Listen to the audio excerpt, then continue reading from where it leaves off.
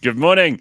All right, it's live Wednesday morning show for us just after 6 a.m. Yes, 26th of March.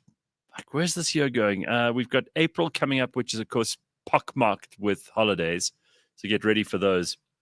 I'm already seeing people starting to make these outrageous plans about how many days they're going to get off because of all the public holidays. You can get, I don't know, 3 weeks basically if you just take 7 days off in patches, and people have done that. They've been crafty.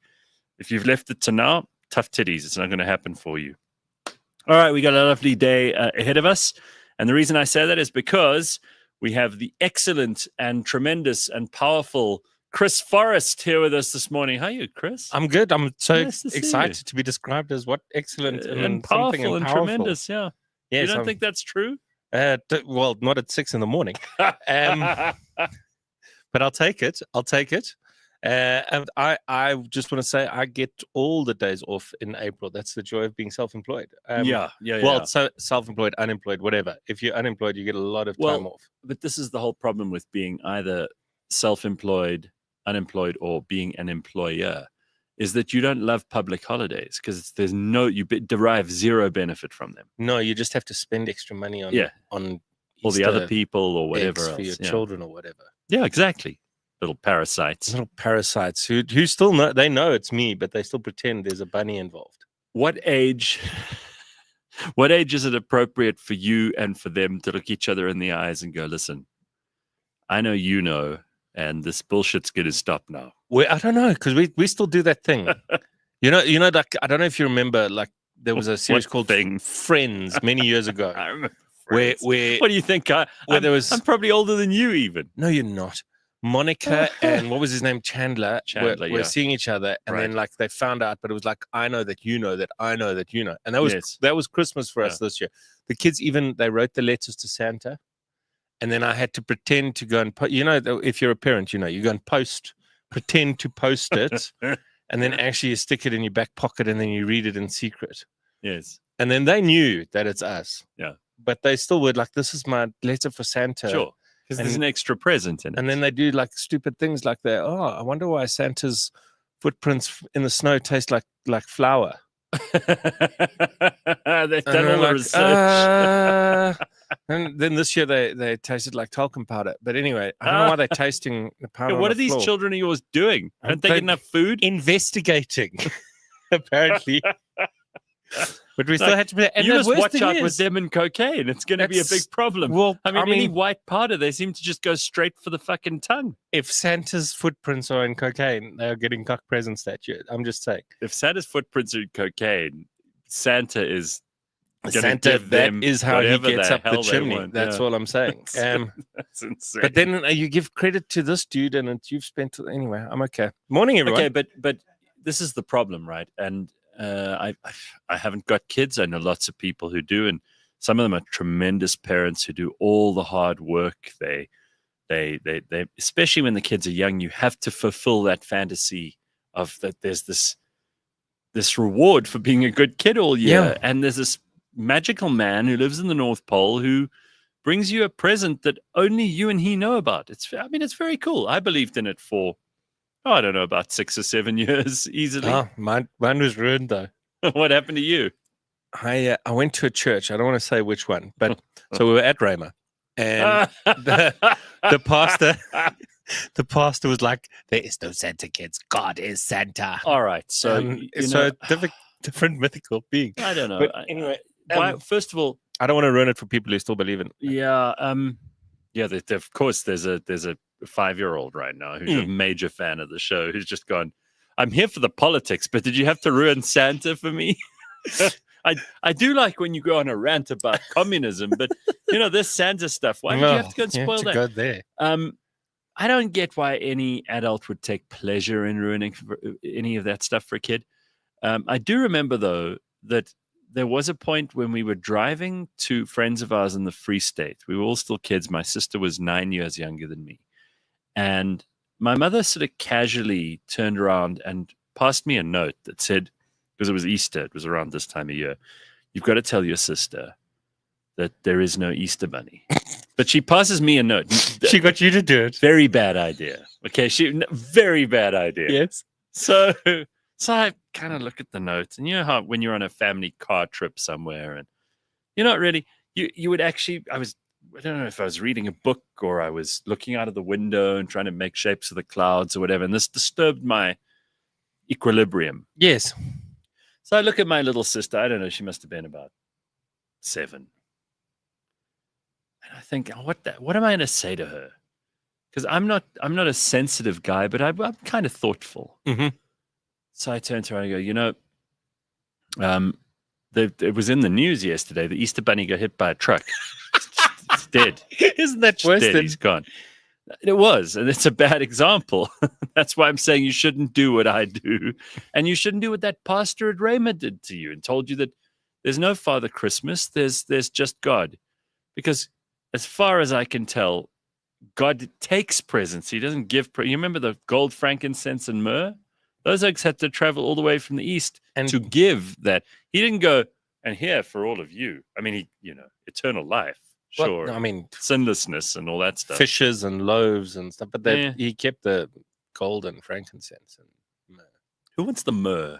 I don't even know what myrrh is. Persuaded that might have been not such a big deal. What do you do with myrrh? Let us know. Well, Santa's a communist. Myrrh. Santa's a communist, unpaid workforce, and he's dressed in red. Yeah, it's something to worry about, Chris.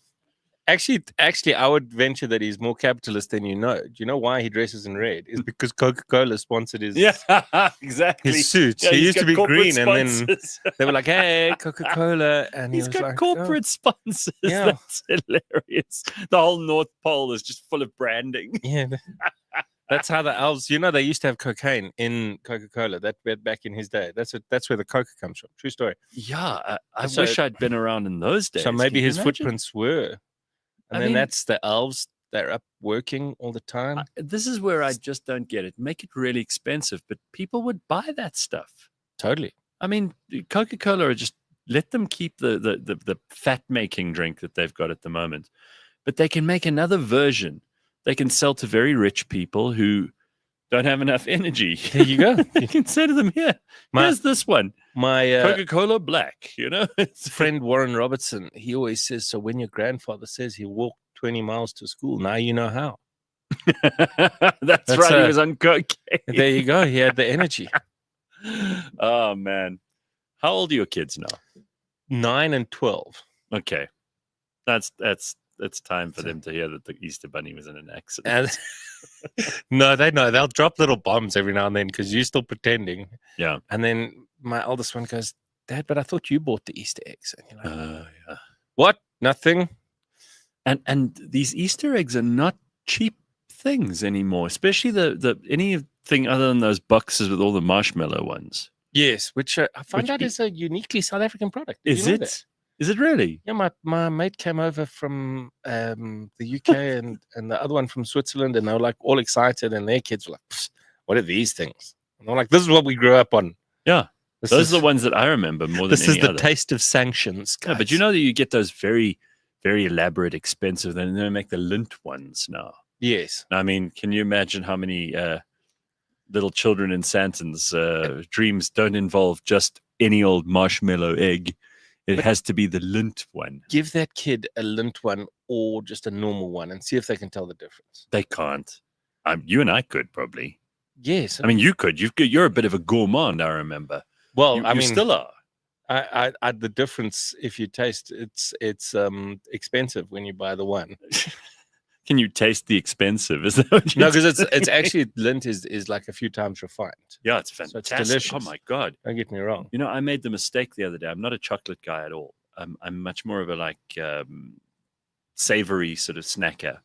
But I made the mistake the other day of buying one of those little red bars that they make with only about they're about 6 blocks there, right? Maybe 5 even. Feels like you're being ripped off. Always does. And you think, I'll just have one piece of this. Yeah, because I mean, you have to have a piece as you make the monthly payment for it. But you can't. You have to do the whole thing. And then you're like, why didn't I buy 3 of these? And then you think, oh, well, because you'd be looking in the mirror, Augustus Gloop. Yes. And you'd be a big fat monster. If those things were if they were plentiful in my house, they wouldn't last very long. Yeah. Just stay away. I've realized the best thing for when you are trying to lose weight is don't ever go and shop when you're hungry. So you must have on that day that I go to the shops if I can once a week or less. On that day, have a good full breakfast. And then when you get there, you're like, after this big greasy breakfast, I don't know if I want to buy any of this stuff. And you don't, because I go with a list, but then the list is the stuff I'm going to forget about. And then when it comes to food, I'm mostly okay. I go to the veggies and the fruit and I'll maybe buy some pasta, stuff like that. But if I'm really not hungry, I'll buy only very healthy food, which is excellent. No, and because that's the thing for me. My willpower is great in the shop. Yeah, I'll decline everything, but if that stuff is home, then that is getting in my belly. Okay, so tell me, when last I think we caught up on this show, you were a full-time chef, a full-time comedian, full-time dad, all of those things. Very busy. Yes, you still are. I don't think I've ever been a full-time chef. Well, because chefs need more respect, in my opinion. Okay, well then you're an expert cook. Well, I've got the qualification. I've just never worked. So then don't deny it. What are you doing? You want me to? No, but a full-time, like these guys work their asses off in restaurants and whatever. I just. Oh, please! You think that these famous celebrity chefs work? They don't. They film a TV show. No, not those ones. But I mean, if they call themselves chefs, so I suppose you're allowed. Fair enough. But I'm always very what's the word? Like to qualify as a chef, you study your ass off. Then you work as a commerce chef or whatever for sort of long hours, 10 to 12 hours, and you get paid next to nothing.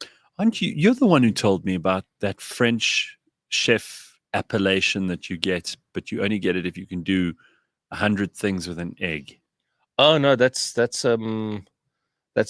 folds in your hat. The folds in the hat are the ones that represent the different things you can do with an egg. You told me that. I don't know if I did. think you did. But it is It's a real thing, huh?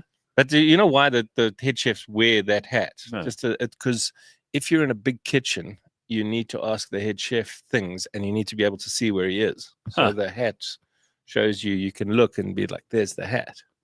Yeah, because it's not. You wouldn't wear it outside of the kitchen. Let's put it that way. It's not a fashion statement. No, I don't think you're going to walk down the street with it unless you just want to pretend that you're a chef.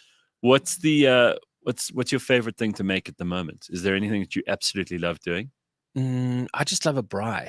Oh, dude. Oh, man, I'm so pleased you said that. People come up with some cordon bleu bullshit that is so complicated to make that you have to start roasting something at like 6 a.m. And no.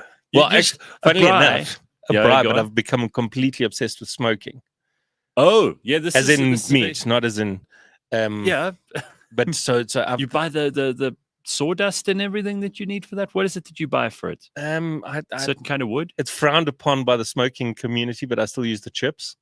You can use the blocks or whatever, but I've got what you call a hero smoker, so it's like almost a barrel. Wow. But I have done that thing where I've started a brisket on Friday night so that it can be ready to serve Saturday night. That's fantastic. Is that kind of brisket that the meat to fall from the bone? That's the one, yeah. Shit, that sounds good. That's amazing. Okay, yeah. You see, I'm not even a foodie, but when I talk to you about this stuff, it somehow feels a lot more interesting because you know what you're talking about. I don't talk food with some other restaurant goer. Well, as long as they're fat enough, they. Well, let's not talk about that. Jesus, I've got such a weird relationship with the idea of fat people and the actual fat people. Like there are actual fat people that I know that I don't think of as fat, even though they are. Yeah. And then to me, fat people are this group of people I've never met that I have no connection with. They're just fat. That are just fat that I have such ire for, and that I can't be nice to because they don't. This is in my mind, right? They don't project self-respect themselves. So why should I? And then when there's someone in my life who might be I mean, like there's this one friend of mine. She's big, but I don't think of her as fat. I just create this wall in my head. I compartmentalize everything. But it's kind of a weird thing. Like I say this, and I can say these things because I'm a fat person. Like, come on, overweight, or there's a huge difference between that and fat. Go on. But people, I remember during lockdown, people were so concerned, like, because everyone was putting on weight. Like, if you didn't put on weight, you weren't doing it properly. Well, they wouldn't let us walk, run, anything. Also, like you were making banana bread or whatever it comfort was food that everybody made. And then there was this thing on Facebook where people were like, don't put it on social media that you're worried about becoming fat because your fat friends will be offended that your biggest fear is looking like them. And I was like, no, we're not offended. We're just glad we got company now. Like, come and join us, because you know what it's all about. What's the thing is like a bell curve thing. If we're all fat, then we're more likely to get laid. Adele really fucked the fat community in the eye when she... I think everyone... Oh, sorry. when she became thin, because suddenly, they'd all sit to, oh, you're beautiful just the way you are, honey. Don't worry, you don't have to lose weight. We love you. Yeah, keep your tits big and your stomach big and all that stuff. And then suddenly she goes away for a couple of months. She comes back and she's like looking svelte and thin and and there's more pain in her singing now. Well, I don't know. I mean, no, because people... I mean, like we've got a certain thing that's his body shaming, whatever. Like, body shaming is not the enemy of fat people. It's stairs. Stairs are our enemy. Like, far more offensive to me is if you are on the 3rd floor and I have to climb up. Well, there is a lift, but I don't ever use it. Because is that your exercise for the day? I just think if it's less than 2 floors, you use the stairs, and that's good. It's good for your heart. Good for. I went to the gym the other day, and the lift wasn't working, and it was a gym I don't usually go to, so it was 6 floors up, and I was at the top. I was like, well, that's my gym for the day. I'm going to leave now, because I never get that. Like I watch people at the gym who I used to go to one in Cresta, and people would get in a lift for 1 floor and then go on the stair machine. Yeah. Like, guys, you're here. I've got a staircase in my house, so I sometimes wear the watch, but even if you have your phone, it counts your steps, right? And I realized how much I walk around in my own house. I'm easily getting up to 5,000-6,000 steps if I don't even leave the house. Yeah. So I'm moving around a lot in there. No, because I also find... Anyway, I get... compulsive wanking. Does it give you... I was trying to be calories? subtle about it. No, I was just going to say... Milkshakes. There's no such thing as subtlety here. You should know this. All right, so let's just remind people, because this is actually a very, very cool thing. Back in 2014, which feels like eons ago, that was when you won that Celebrity MasterChef, right? I did. Yeah. I mean, I try and bring it up in every conversation I have. And more important than that, you did beat Patricia Lewis in the final. That is more important. Way more important. She's fun, though. People say, especially if they don't know her or they only know her from like the terrible songs that she made in, I don't know, the 90s or whatever. But don't say that. She made terrible songs throughout her career. Yeah. Sorry, Patricia. But she's got a great sense of humor. No, she's lovely. And she's actually lots of fun. She lives in like Belito now or something. Yeah, she does. She married a very smart man, who spotted the like sort of property trends before they became trends. He's a property dude. And he's they do well for them. Oh, I shouldn't be saying that. Yeah, no, anyway, they've done very well. Good for them. Smart people. I love it. It's amazing how you meet people who've just carved out a little niche in somewhere and they've just made tons of money. And then you look at others and you think, why are we all struggling? So well, yeah, there's that. You're like, how are you employed? Why? No, but I mean, she kind of, for the public, plays the kind of the ditzy. But I mean, a lot of people still think smart. People think she's Afrikaans, which she isn't. No. She put that whole thing on, the long blonde hair and the, what are they called? The move. What are those things called again? Oh, the extensions. Extensions, that's right. A girl I know told me the other day, I've got extensions in. I'm like, I don't know. I don't know. I would get know an extensions. extension if I could, but I don't think it exists. Oh, I mean, there's no point, right? Yeah. So what is this crap I hear? My producer told me that you've got a hole in your head. I do have a hole in my head. What the fuck happened, man? So that's big news. It's not really. What? I'd started developing a bump on my head, and my kids thought it was awesome. They're like, "Yeah, you're becoming a unicorn." No, they didn't. But then I went to the doctor, and he looked at it and he said, "You got a." I'll educate everyone here, because if you get a bump, don't mess around. He said, "You got a basal cell carcinoma." Oh God, that's cancer, right? Yes. Yeah, but is it malignant or benign? It is malignant, but Jesus, that means it'll spread. But it is the nice one, apparently. And then I went to localized. And then I went to the plastic surgeon. His name's Dr. Slubbert. He was amazing, but he's used to like very serious people, and he forgets comedians handle serious by making jokes. So I was asking him questions like, "Will my hair grow after you've taken it out?" And he looked at my bald ass head, and he was like, "What?" And then it was. I went through a few of these things, but he looked at it. He said, "It's not actually a basal cell. It's a squamous carcinoma, which is actually worse." So I leveled up. It's a terrible word though, squamous, doesn't it?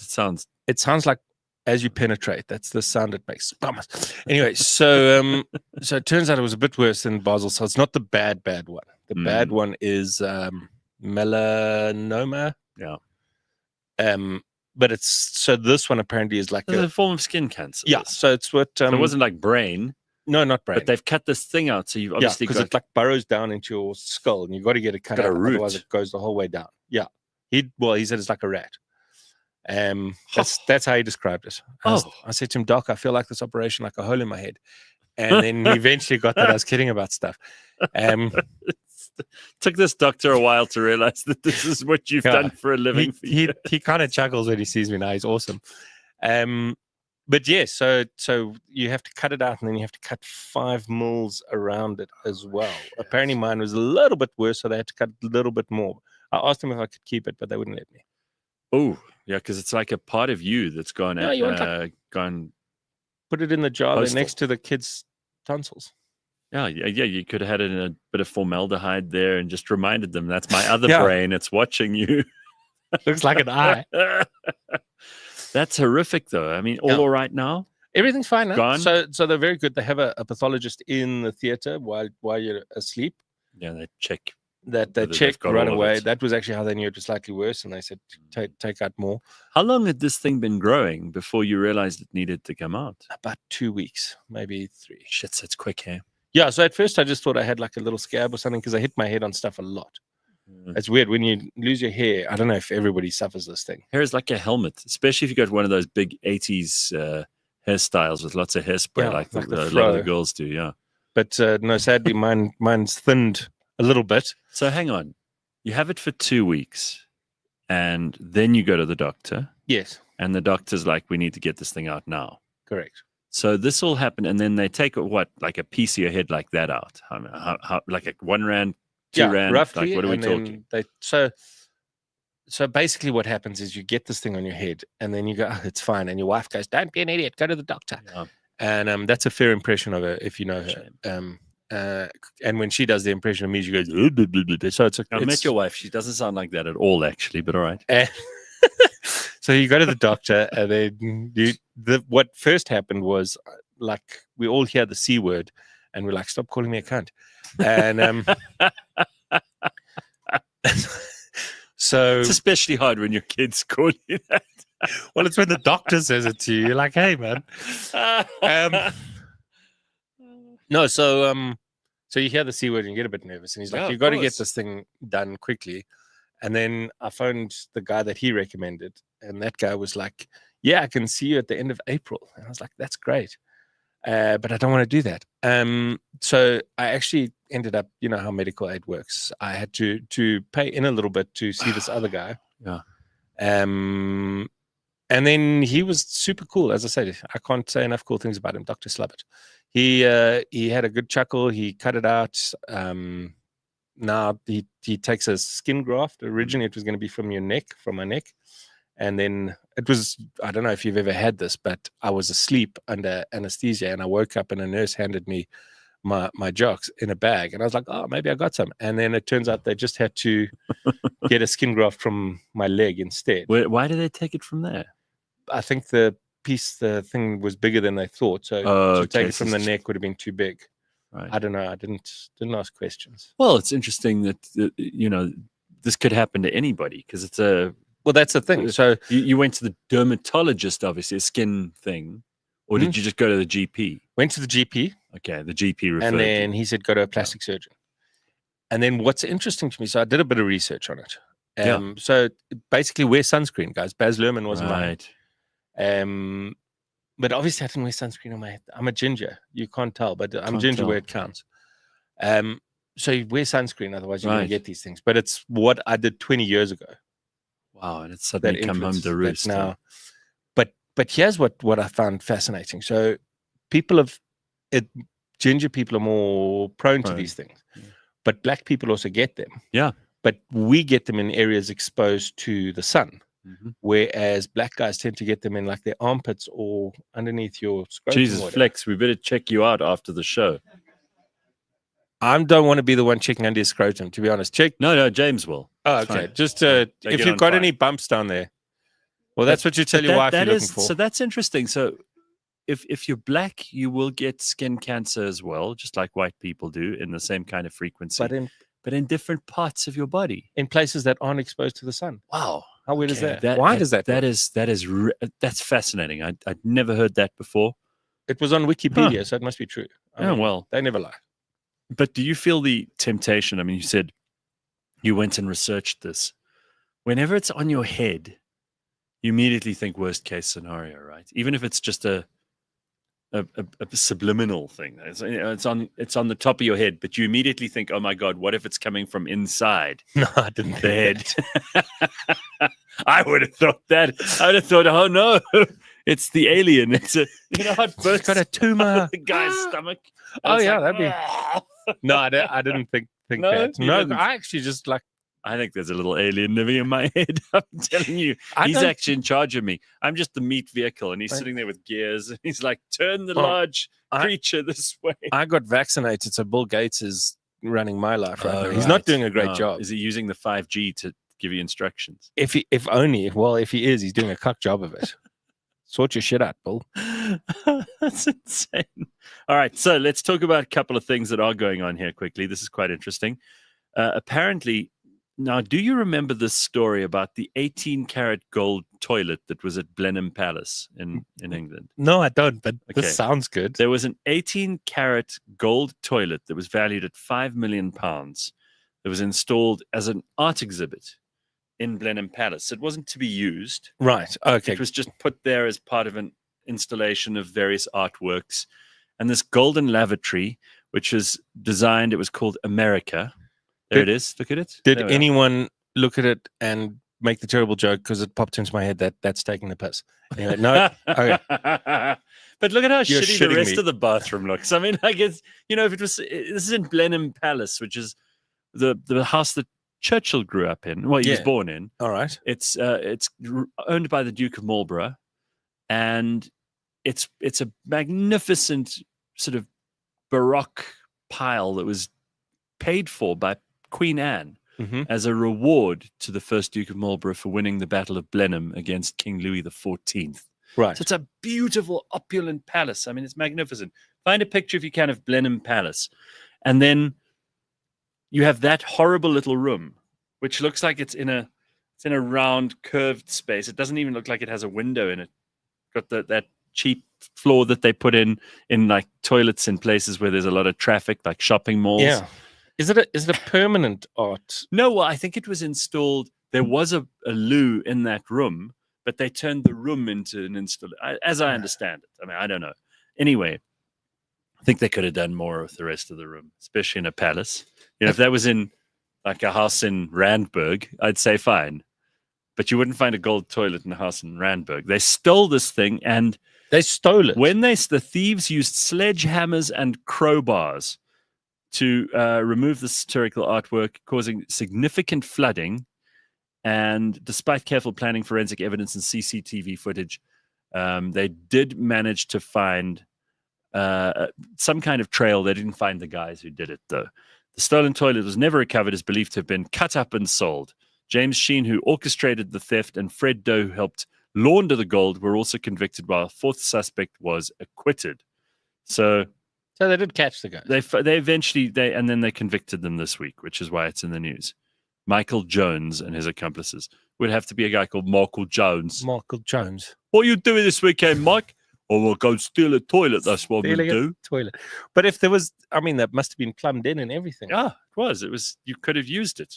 I mean, I'd love to have known the occasion. It must have been cold. I mean, it's the UK and it's metal. Look, there's Blenheim. Isn't that nice? That's wonderful. Quite a nice place to live. Huh? Well, it's no Randburg, but I mean. Yeah, but that room looks like it should be in Randburg. Show the room again with the loo in it.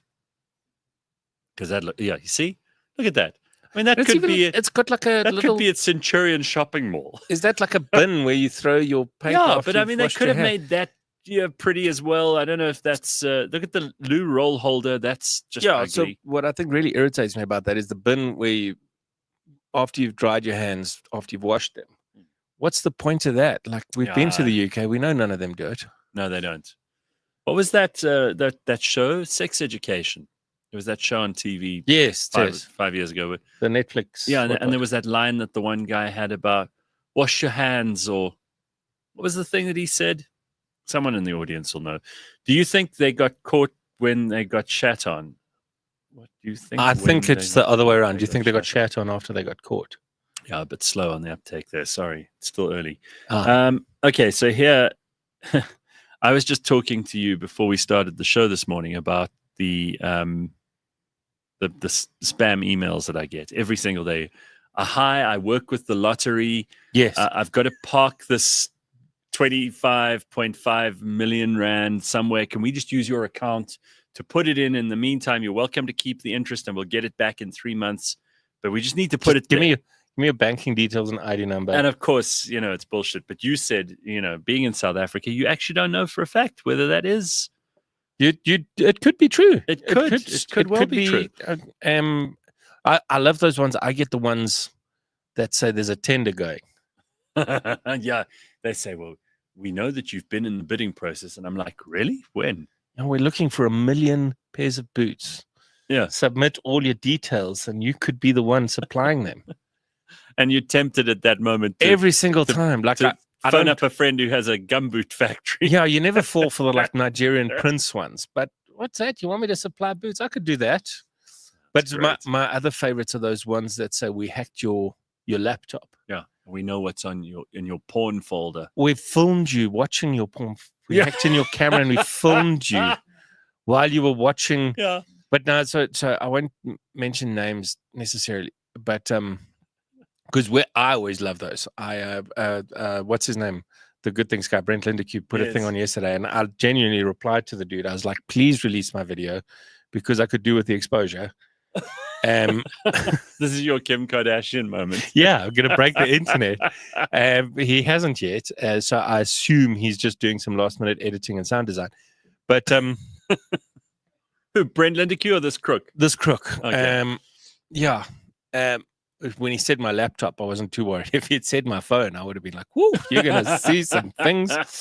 But what really made me laugh was because we all know it's a scam. Yeah, of course. But I have a friend who's in IT, and there's an old auntie who was married to a guy who used to run a business, and he passed away. But my friend in IT still helps her out with stuff because he was friends with a guy who used to run a business. Right.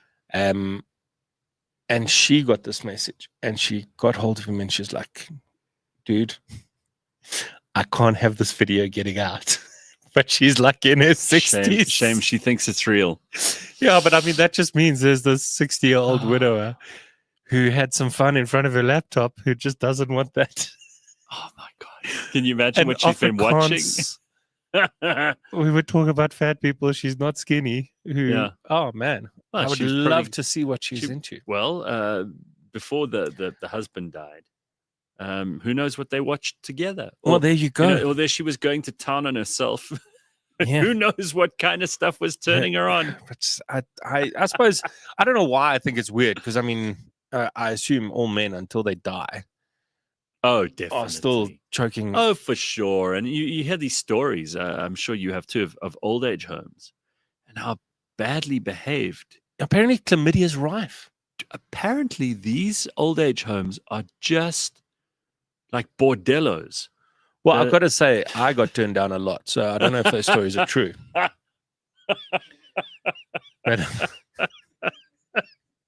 if anybody's feeling like they don't get enough action, just wait till you're 80. Yeah, okay? Just wait until they wheel you in. What's that old joke where the woman catches her boyfriend cheating in the old age home and she says, "What has she got that I don't have?" And he goes, "Parkinson's." Welcome to the Alice Stevenson Home for Seniors.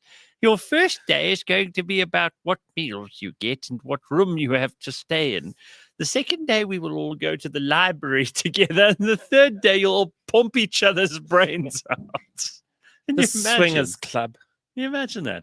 It's a weird thing in old age home. Huh? It's never a happy place. I never think of old age homes. James, there's something on the screen there that's in the way. Besides that, it says, I once had a scammer send me pictures of a knob and said, "I know you are a lawyer. Send me money or I will share and ruin you." The thing was huge. I didn't pay, hoping he would share it, but the idiot refused. Yeah. But old age homes, that's not a, getting to the stage where I'm thinking about, there are a lot of my parents' friends who are approaching that age. My parents are in their 70s, and they're like, don't ever go to an old age home. I say to them, don't ever go to an old age home. They say to me, don't worry, we won't. But there's this like new thing where my parents live. No. This really bothered me. It's a not an old age home. It's like a retirement village. Yes, there's quite a lot of those. So it's like a townhouse complex. Right. But it's just old people. It's just old people. The qualifying age is 50. No. Think about how close you are to qualifying to live in a retirement village. Yeah. Well, James Flex, you better get my wheelchair ready. It's just about time. It's not wheelchair friendly. You need a Zimmer, though. A Zimmer. a Zimmer frame. This is my wheelchair. Watch you wheel me around in this. It's a... I quite like that. I wouldn't mind being wheeled around. Those people always get preferential treatment on planes and airports, things like that. They do. They do. I have a mate carried around. I mean, I'm trying not to name drop here, but he organizes concerts. Yes. And he told me about like the miracle of pop music, because he said because the wheelchair people get the fronts. I get their own area. And then shamelessly afterwards, he said there would be wheelchairs left behind. So obviously they got healed by the power of Bryan Adams or whatever. That's amazing. Imagine the massive cojones you have to go to a thing, bullshit people and I think a lot of these people on the planes, I've always said, you can tell the real cripples from the people who are they want the special treatment. It's like a hypochondria almost. Yeah. These people, it's particularly older women. It's like a Munchausen's thing where they get attention when they're sick. It's the only time the family pay attention to them. So it's the same with people who, if they feign a disability, then, someone will say, "Oh, shame, can I push you in your wheelchair?" And that's only because they're such unpleasant people that no one will talk to them the rest of the time. And then they get wheeled onto the plane, or they get wheeled around the airport, or they get, put in a special queue, or they feel special for a little while. That's why they do it. But there's actually nothing wrong with them. Like, okay, so she walks a bit slowly, but she doesn't need a wheelchair. I'm telling you, if you checked on a plane, if you took those, the hammers that the doctor uses on your knee that gives the reflex kick, if you did that with half those people, they'd kick. You don't even need to do that. You just shout fire. Oh, yeah. And they'll get up and run. See how quickly they get up and run. All right. So we're talking about scamming, but this is a serious warning now. Public service announcement, everybody. Sabric has warned of that's not a brick company. Right. South African Bureau Regulation, something or another. They've warned of a rise in AI-driven banking scams in South Africa, including deepfake videos. Now you have to worry about that. Well, I mean, you're quite famous, so you might have there might be a Gareth Cliff video out there going, "I made 500 billion on crypto. 500 billion. Yeah. On this crypto what? Well, Give me all your money. let me say this to camera now so the deep fake AI can get it properly. I do not have 500 billion rand. Okay. No, but go with something different. Like I made 700 million investing in Cliff Central. You too. Yes. I think join me. Did I sound like Elon Musk there for a second? He's got that a little bit. He sort of has. I can't do his accent yet. I heard Dana Carvey on Bill Maher's show the other day. God, he's brilliant. He can do any impersonation, and it's not just the way he sounds. He takes on the mannerisms. Yeah. He actually gets into the person. He crawls right into the center of them, finds the thing that makes them them, and then does it. Yeah. That's why he was so good at doing almost any impersonation in the world. Yeah. But he did an Elon. My Elon's crap. I can't. So we're going to go to Mars, and Elon became a British royal suddenly. I can't do it. I've still got to work on the Elon one. But he is different. I did hear so Dana Carvey does this thing where he goes, "No, Bobby Kennedy. There's nothing wrong with him. He doesn't have a voice. He's got this vocal cord problem, some autoimmune disease or whatever it was."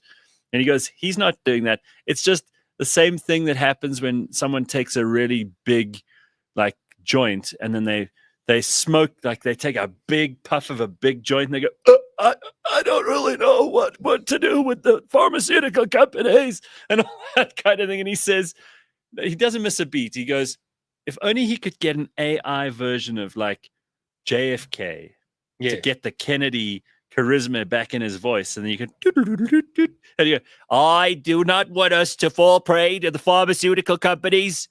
We do these things not because they are easy, but because they are hard. Fucking great. Buy crypto. You wouldn't get the reference because you guys are like 17 or whatever. What, John F. Kennedy? You know who John F. Kennedy is? Okay. You know, well, obviously there's an airport named after him. He was on The Simpsons a little bit. He was on The Simpsons. That's Mayor.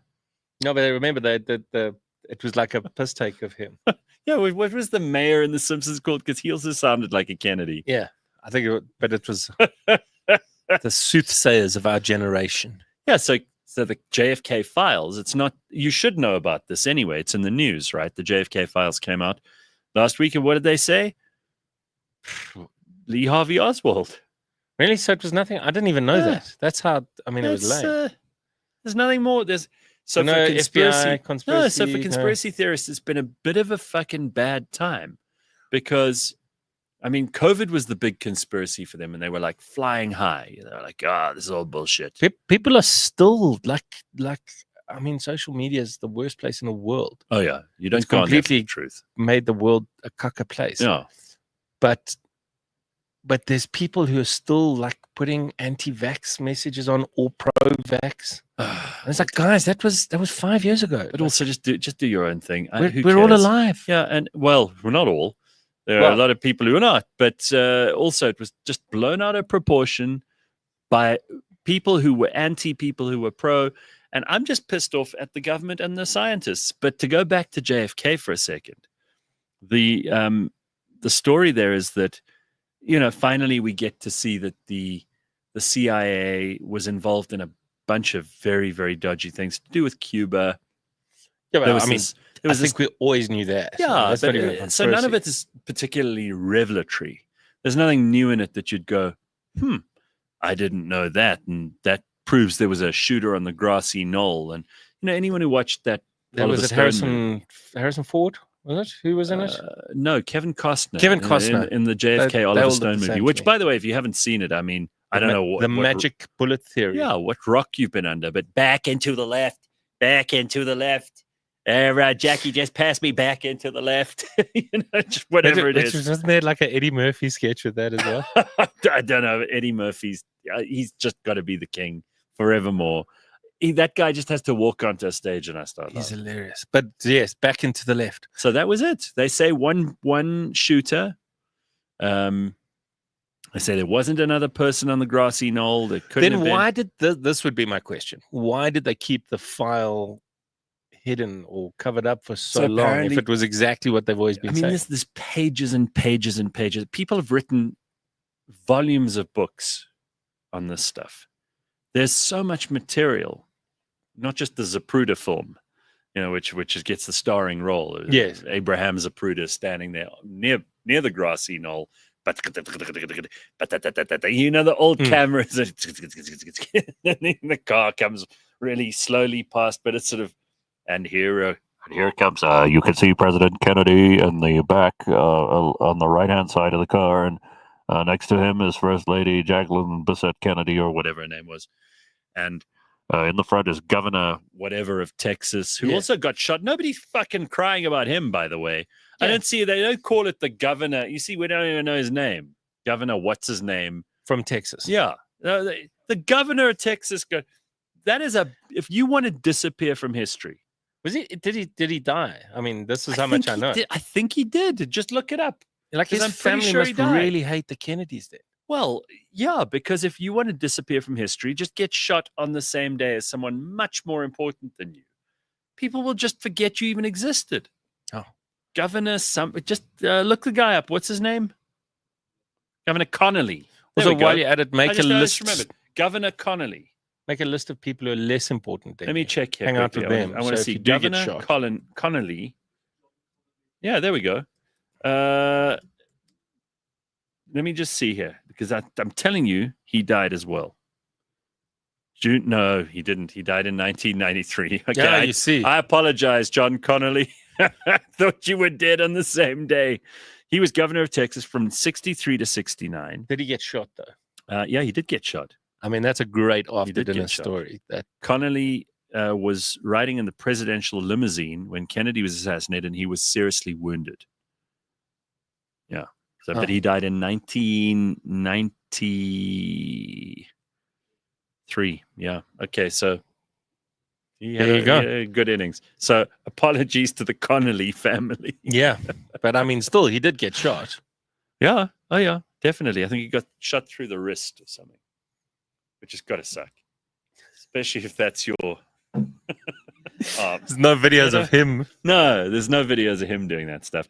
All right. So apparently these scammers are using deep fakes. They're using voice cloning, fake apps. The other thing that I've been seeing an increase in recently, maybe it's just me, is whenever a delivery company, a courier company, yes, they're doing a lot of that stuff. But I always go and check the email address. But that's the first thing that everyone should do. You should, but people don't.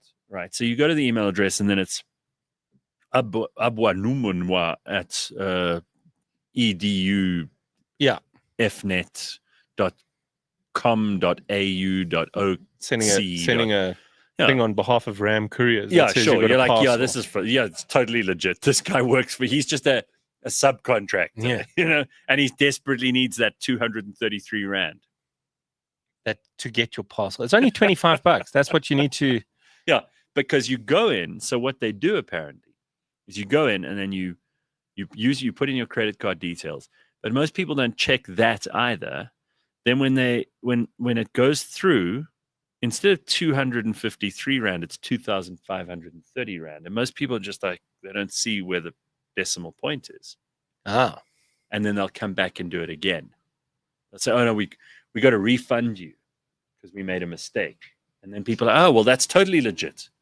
And then they give them There's the other one that they do that's quite smart is they phone you and they say, we're phoning from the bank. Oh, yeah. I know smart people who've fallen for this. And we're phoning from the bank. Uh-huh. This is your ID number. This is your card number. Now, I just want to make sure it's you. So we're going to send you a one-time PIN just so we can confirm. Because there's been suspicious activity on your account, and we need to stop it, but we need to make sure we're speaking to the right guy. Then you'll get a one-time PIN from the bank because obviously they're doing something on your account. So it's an inside thing. And then you say the one-time PIN is 4612, and then they clean you out. Yeah. Jesus. It's Hey. And the worst part of that is the bank won't pay you back necessarily. No, because you gave them the one-time PIN. Because you gave the one-time PIN and they don't have anything to do with it technically. Yeah. But that's got to be inside of people, because otherwise, how would they generate the one-time I mean, this is South Africa. Like, we've got some fantastic entrepreneurial spirit. I if you want to call it that, we're good thieves. Think about how smart these people are to think of this cock. So, like, I got a phone call from one of the cell phone providers going, "You didn't buy $5,000 worth of airtime, did you?" And I went, "No." And they were like, "Okay, basically, there's a contract taken out in your name." And shit, how long ago did this happen? This is about 2 years ago. Yeah. And then they took a chance by putting $5,000 on my credit card or something. I can't remember exactly how they did it. Was that moment worse for you than the cancer? No. No, but so I had to, what irritated me now was I had to go into one of their stands. Yeah. Stores. And then I said to them, "How did you take out a contract in my name?" And they said, basically what they do is they've got a person who works in the bank, right? And that person gets your details. Right. And then they've got another person who works, in this case, it was Edenvale Hospital.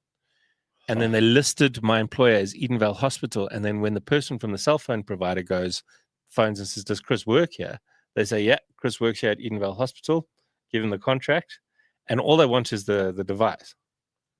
So there's a whole like network just to get, and then so what they really wanted was the phone. That the $5,000 worth of airtime, they were just taking a chance. It relies on quite a lot of people, so it's actually a bit of a house of cards. The fact that they pull it off is quite incredible. Yeah, but that's what I'm saying. Entrepreneurial spirit. Like if they did that with a legit business, they'd probably be successful humans.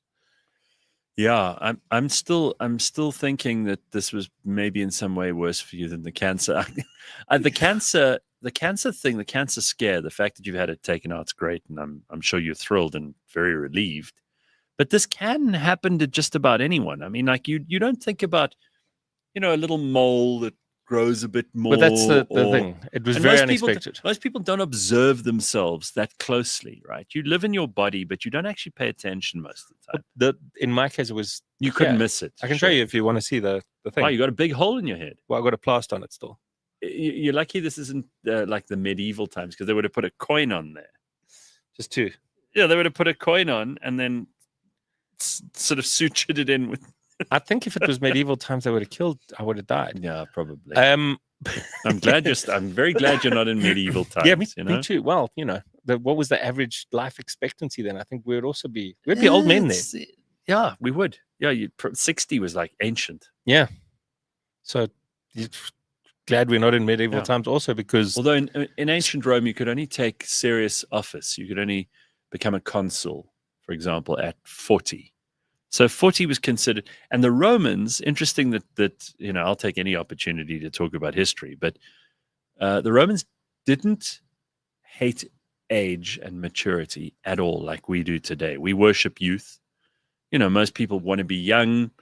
They're embarrassed by being old. Old people are smelly and need to be put into homes, that kind of thing. Yeah. In those days. To get chlamydia, yeah. Like Romans would never have themselves sculpted. They would never have a bust made of themselves unless they were in their 50s. And then you wanted to look as gnarled and old as possible, because that gave you gravitas. It gave you presence, you were seriousness. Yeah, you were a serious person. There were strange people, though. They used to... Oh, they did some very weird social thing was, but I mean, it's was interesting to sit and have a crap together and then use the same brush. Of course. No, sponge on a stick. Yeah, that's it's gross. Revolting. You shared that thing. But I mean, you look at some of the things we do now, and people would think that was very, very strange. Some of the things we eat, some of the places we go. Like, why would people listen to DJs? This is always, I'm telling you, in the future, people are going to go, "What's that?" But dude, I mean, it's not the future. Like, they're already thinking, "What was that?" Like, but these are not people who write the youth music of today, like Spotify or Apple Music or whatever, but with the exception of like if you want to stay in touch and then you listen to the talk radio or whatever. And like I listen to I'm going to talk about your former employers. I listen to 5FM and my kids like it, but I can actually feel my IQ dropping listening to the people who host those shows. I'd rather share a sponge stick for wiping my ass than listen to radio ever again. I really, that you deserve that. If you let your children dictate what you should listen to, you should say, no, you listen to me, little fuckers. I'm going to give you, here's my favorite podcast on biochemistry for the next hour on the way to school. Oh, yeah. Well, I mean, because I was just the one that comes to mind. There was like, you know how radio works. There was about 5 links where all they spoke about was putting a new safety cover on the cell phone. And like they were busy. I was like, is this your content? Is this the level? I don't want to stand up for these people because I do believe they're very low IQ and that they honestly, especially if they're working for your former employers. For an SABC station, I think it's like it's taxpayers' money. You have a responsibility to not be on the take there. And anyway, I mean, I'm saying this as someone who's hurt because I stupidly paid my TV license the other day. Terrible mistake. Don't ever do that. I did it, and now I'm feeling very remorseful. Point is, with radio, was it worse than the cancer? Yes, was it worse? It was worse than my non-cancer. The point is that these guys have a very tough remit because they're actually not meant to be too interesting. If you're too interesting, you'll draw attention from the bosses or from audience that will actually disagree or agree with you. God forbid. Like, you've got to be as blancmange, as fucking ordinary and average as you could possibly be. Because if you draw too much attention, your job is in jeopardy. Why is it in jeopardy? Because they don't actually want to wildly succeed. To wildly succeed, you would have to be a real person with real opinions. You'd have to stand for those opinions. You'd have to research those opinions. You'd have to actually back them up because your audience are clever. Like, if I say a dumb thing on this show, there's going to be all hell to pay in the comments. Right. Those people are going to tear me a new asshole in my back before I've even got to 7 o'clock. And I like that. I mean, I'll admit that I like the fact that they're not going to let me get away with nonsense. But a radio audience, it's mostly passive listening. You got a lot of songs. Your real job there is just to facilitate. Right. So you can make a personality and a name for yourself, but it's very dangerous. And most of these people just want quiet, safe employment. It's a way better proposition. Keep earning the money. Yeah. Go to work. Fair enough. But I mean, you could You're also there for 3 hours. It's a good job. Provide real entertainment. Why would you want to do that? It's dangerous. Used to have, there was things. It's dangerous. I'm going to blow your trumpet now. So you might want to turn the camera off. No, kidding.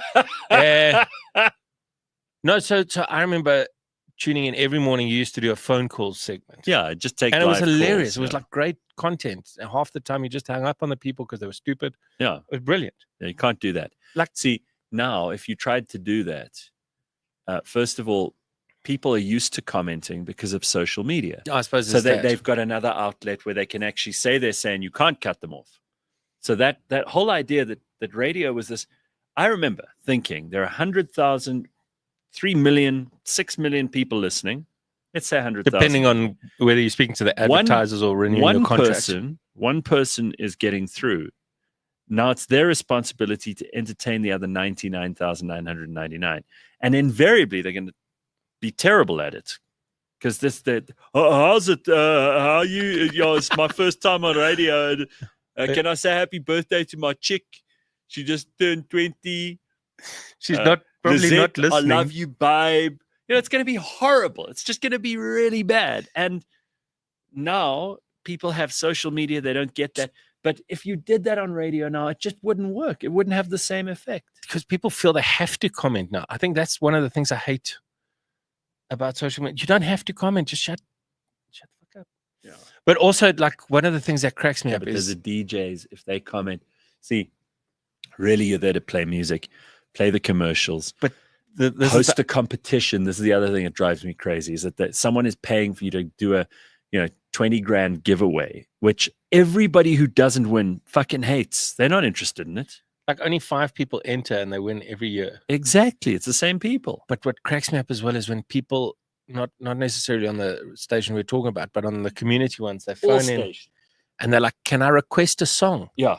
Yeah, like, you can there's go on the Apple, internet now. There's Apple Music, there's Spotify, there's if you YouTube. want to listen to Metallica, just put.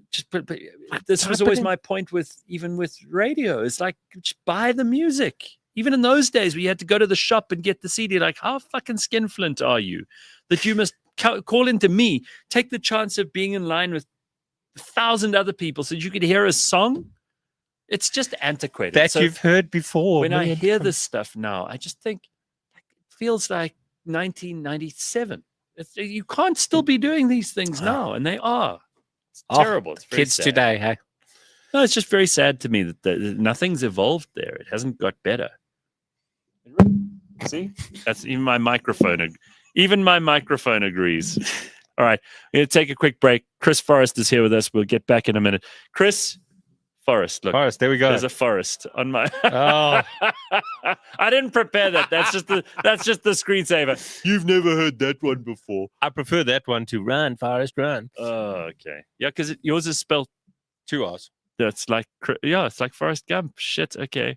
Yeah. Well, JD, I got cancer on my head. That was worse. That was worse for me than the cancer. What?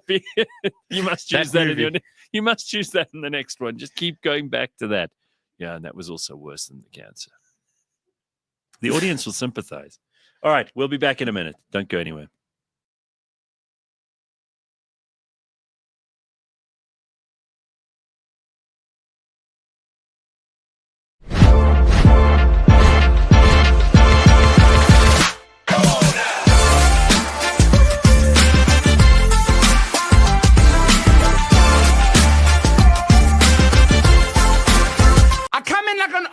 Dr. Kumal on this. Youpie, youpie, yo! Lerato Moloi made headlines when she addressed rape allegations against South African comedian and TV personality Mongezi Mahlangu. Never ever been on the tabloid. Mo cheating on his wife. I went delusional when Mom and I separated. The tall-ass Mo has been acquitted. Mo has taken the comedy industry by storm. Rest assured that his performance will leave you in stitches. Flip, flip, flip, flip, flip, flip, flip.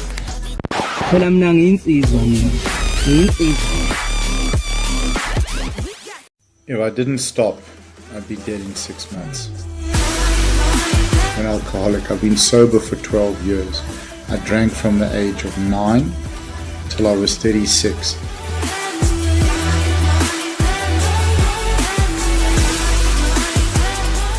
Because I believe genuinely that this life is a gift and that I'm here for a purpose.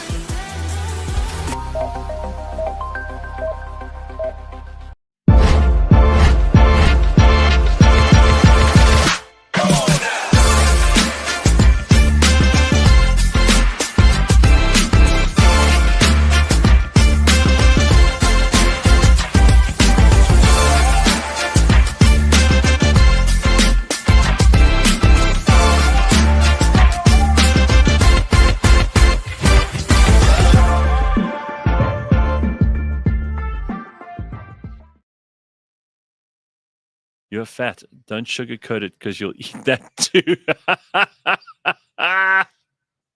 That's great. All right. Good morning. It's Wednesday. Chris Forrest is with us. We're having a fun time talking complete nonsense. We jumped around from and all the important issues like chlamydia at the old age homes. Big time. We've covered the gamut, actually. It's all there. All right. So we've got a couple of things to get into in the next while. I wanted to know your thoughts on, have you, because you got kids, have you at all been tempted to take them to see the new Disney Snow White, which is very controversial, apparently? I haven't, but I am now. I didn't even, that's the problem with kids, is you don't know what's happening. Yeah. But normally so kids are very different today to when we grew up, obviously, because if there's a movie they want to see, they'll normally see like a million previews on KidsTube because they're not allowed to watch YouTube. Obviously. Oh, good. How do you keep them? Is there an app or is this, how do you work that on your phone? Literally is an app. So they've we like when we upgrade tablets or whatever, they get the old ones. Okay. So and it has like a limited. So we limit their viewing time. Responsible parenting, everyone. No, this is really important because I don't know how this works, and I think it's a minefield for a parent. No, because it's crazy, like because you never. Since I've become a parent, I judge other parents very harshly. Sure, I've become that judgy guy okay. Because people say like my kids aren't allowed the tablets during the week. And even on the weekend, it's only certain hours that they're allowed.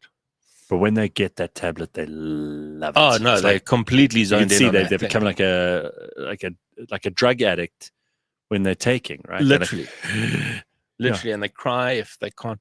But but friends of mine have said to me, "How do you get your children to not be on their tablets?" I just say, "Well, I tell them, don't be on your tablet." Yeah. But anyway, but they've got KidsTube, so they're not allowed to have YouTube.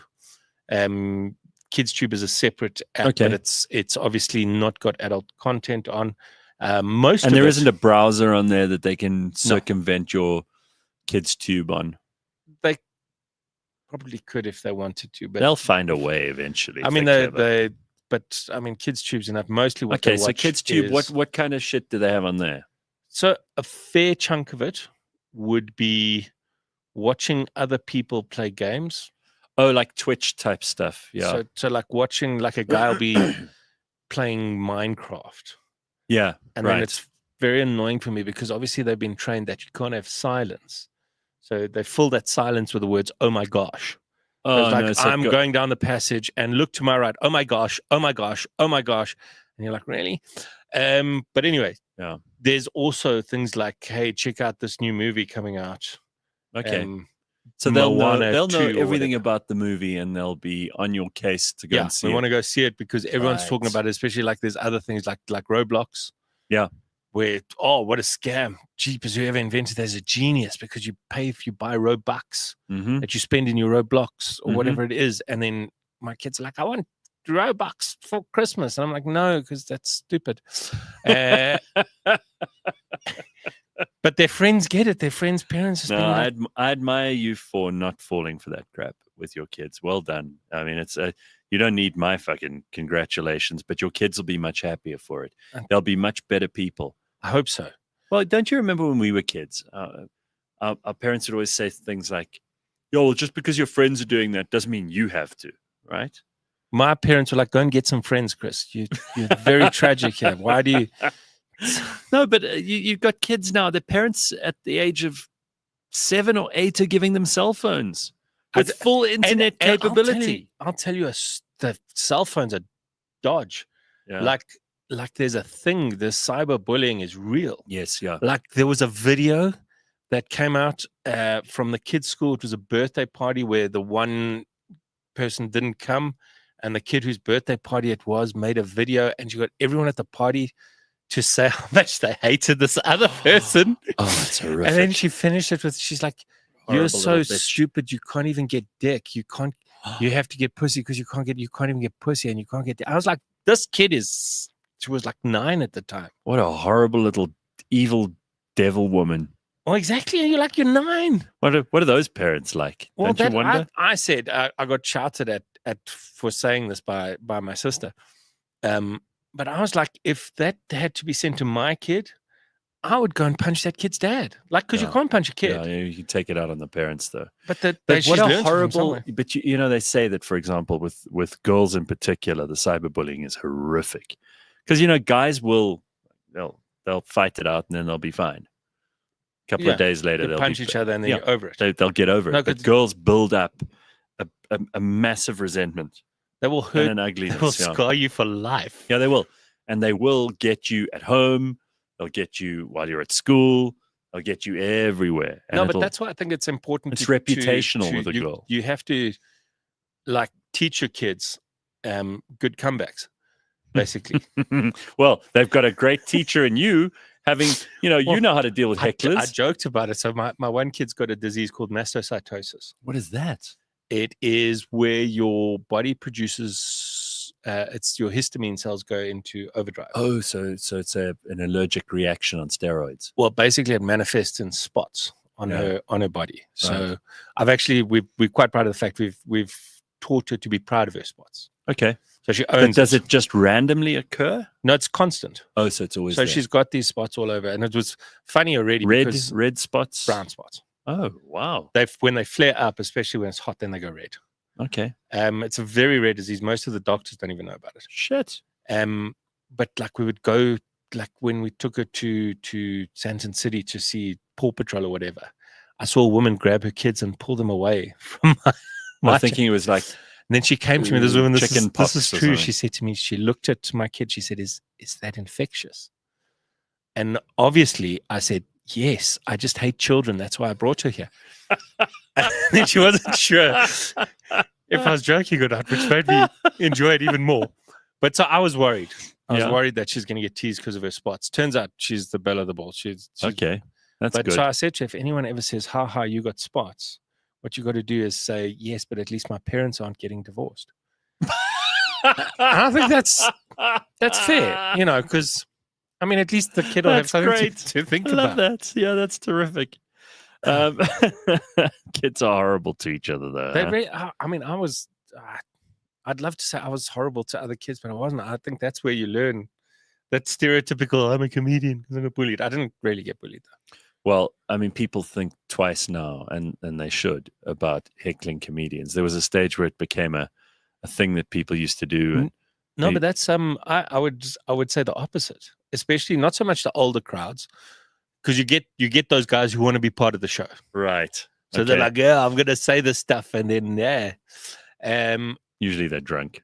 Usually they're drunk and stupid, or they're like office clown, especially at corporate functions. Oh God, where it's the funny guy who's threatened by you. And okay, yeah. And there was a gig in it was in Florida, and this guy, he didn't realize I was one of the comedians because the person who's long story. Sorry, we don't have much time. But the guy who was running the gig, his sound guy dropped him, so he asked me to help out because I've got a sound system. So I was setting it up, and then I just heard this guy, yeah, last time I was at a gig, I guarded the comedians and da da da. Okay, and I didn't say anything to any of the comic. Yeah. But every single one of them just nailed this dude. Well, he probably was looking for it. He just looked like such a toss. But do you think it's older or younger people? What I find with younger people, we were talking about it earlier. Younger people feel like they have to comment on stuff, not realizing this is just a show and watch it. You don't need to tell me if I'm talking about going to the shops to buy a lint. You don't need to tell me what your favorite chocolate is. Just shut up and enjoy it. Yeah. But it's also this me also me. Yeah, I've got to be included. Yeah. This is the bullshit that happened post 1999, I suppose. I did want to bring up the Snow White movie though, because this is. Sorry, we went on a tangent. I love that we went on a tangent because most people couldn't give a shit about the Snow White movie. I couldn't. I'm not going to go and see it, but it's getting an enormous amount of attention because apparently. So when they started off, Snow White is Rachel Zegler. Mm-hmm. She's not very. I mean, just put up the picture quickly of Rachel. So she's not the fairest of them all. I mean, look at that picture. She looks like that's probably not the most flattering picture of her that's in the either. movie. That's in the movie. So they could have edited that particular freeze frame out. I mean, right. She looks like a potato. That's not Snow White. Snow White's meant to be beautiful. She's meant to be so beautiful that the evil queen, who's beautiful, is jealous of her. Mirror on the wall. Right. Now I don't want to ruin the ending for anyone. Now well, the point is they ruin the whole. They change the story. Now there are a couple of things that make a fairy tale great. There's some moral lesson. There's some social cues that are dropped in there. The reason fairy tales have lasted as long as they have is because there are truths built into them. Yes. But a lot of, I mean, Disney makes our fairy. Have you ever read the original Little Mermaid? But let's carry on about. No, I've got you. Like they were much more dark. I mean, I grew up with Struwwelpeter, which is a whole other. You don't know about that? Is the lesson that you shouldn't invade Poland? Or no? No, I'll tell you about Struwwelpeter just now. I'm about to make your day. In fact, your kids are not even too old to enjoy a little Struwwelpeter themselves. Good. Okay, so. In Snow White, there are a couple of things that are part of the story. You know, like the Queen Mother, the evil queen she's jealous of Snow White because Snow White's so pretty and so happy, and the evil queen is like getting old and she's not as pretty, and she's jealous of the king's relationship with Snow White. Mm-hmm. And then there are the Seven Dwarfs, who are these hardworking guys. So they cut out the Seven Dwarfs in the Disney one quite an originally. Important... Well, you would think, right? Like. There are only so many jobs in Hollywood for dwarves, but they cut them out. Are you still allowed to call them dwarves? This is the point. So someone got involved and said, oh no, it's very politically incorrect to call them dwarves. So we're going to make them 7 mythical creatures. Anyway, it was a disaster. And before Yeah, before the movie had even come out, Yep. they had to go back and reshoot the whole thing with the dwarves because they had to put dwarves back in. People were outraged, like dwarves were outraged. They were like, obviously, that's discrimination by exclusion. sure. And there were 7 spots available for the dwarves, and that never happens in Hollywood. They haven't had this much work since Lord of the Rings. Yeah. Exactly. Or Game of Thrones, which is only 1 guy. Yeah. This is 7 opportunities for dwarves. This is a big dwarf opportunity. And was he part of that? I mean, because I don't think so. I mean, he might have been the one who moaned about it. But then after that, they changed Snow White to be this. Now, the whole point with Snow White is she's Snow White because she's got skin that is Snow White. Yes. But they come up with this other story because they want to cast a person of color. So they come up with this other story that, no, there was this big snowstorm on the night she was born. It's just bullshit. It's like really badly written. You can see it's some millennial who's just been tasked with this, or it's AI that's generated the script. It's just so bad. All right. There's no creativity. The original story's completely lost its meaning. Gal Gadot, who is Wonder Woman, is the evil queen, and she's way hotter. Just bring the coffee here. Look at Gal Gadot. So this is my point, right? Snow White on the left looks like she's been squeezed out of a toothpaste tube. And then you got Gal Gadot, who's fucking hot, but can't act on the right. She's the evil queen.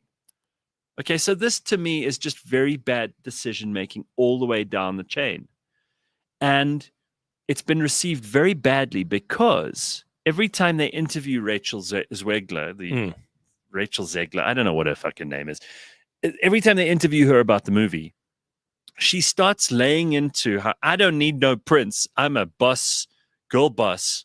And she's missed the whole point of Snow White because she's trying also to bring her politics into. She's big on like Palestinian freedom. You know, this whole thing of young people who want to tell you what they think the whole time.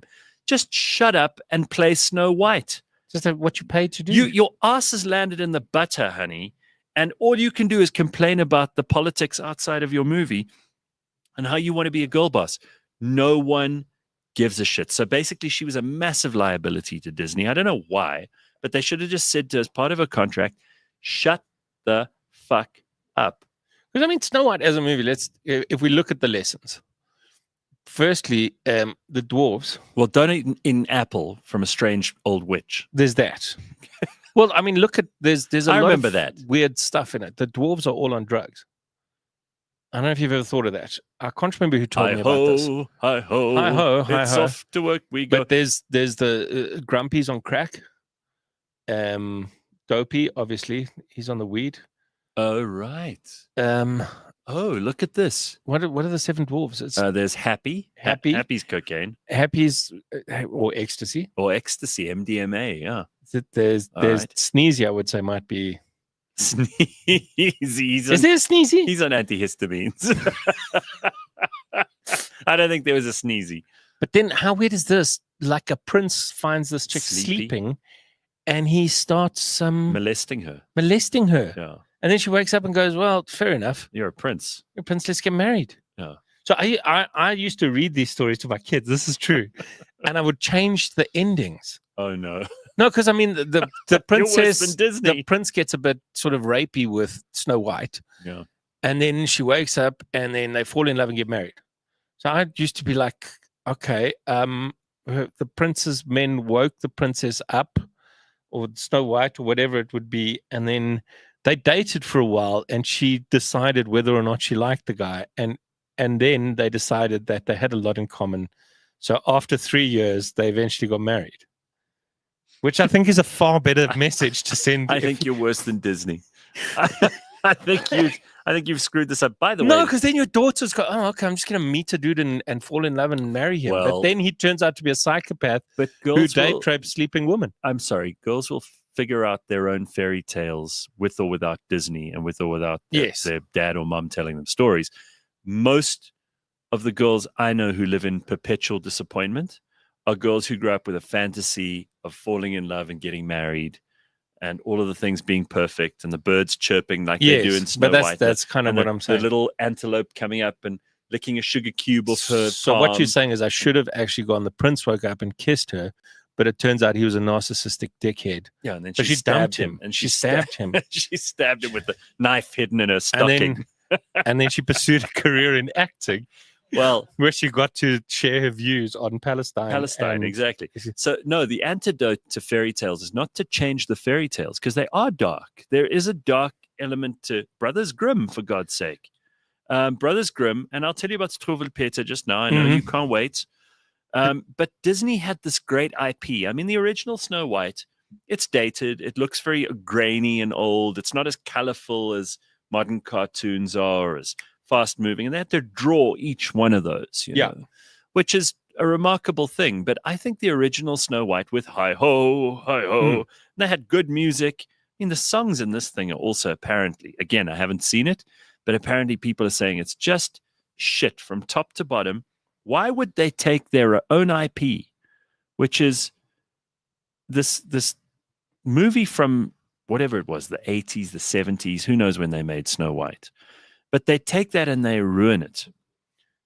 They throw it away. It makes no sense. It doesn't make any sense, right? Also, they've it's made like you've got a good own property here, and now you want to piss all over it. They've made their own new fairy tales, which are really good and do the values that probably... But like Moana. I've watched a million times, and I'm not exaggerating. This would be like them taking Moana in 30 years from now. Yes. And making it whatever the politics of that time would... A good story is a good story. Yes, and Moana ticks boxes. It's a girl who doesn't necessarily have a perfect body shape. She's a girl of color. She finds her own destiny. That's a very she doesn't have to listen to. She makes her own, and it's cool. And the kids love it. As I say, they love it too much because I've watched that movie a lot. Yeah, but it's very now. It couldn't have been made at any other time.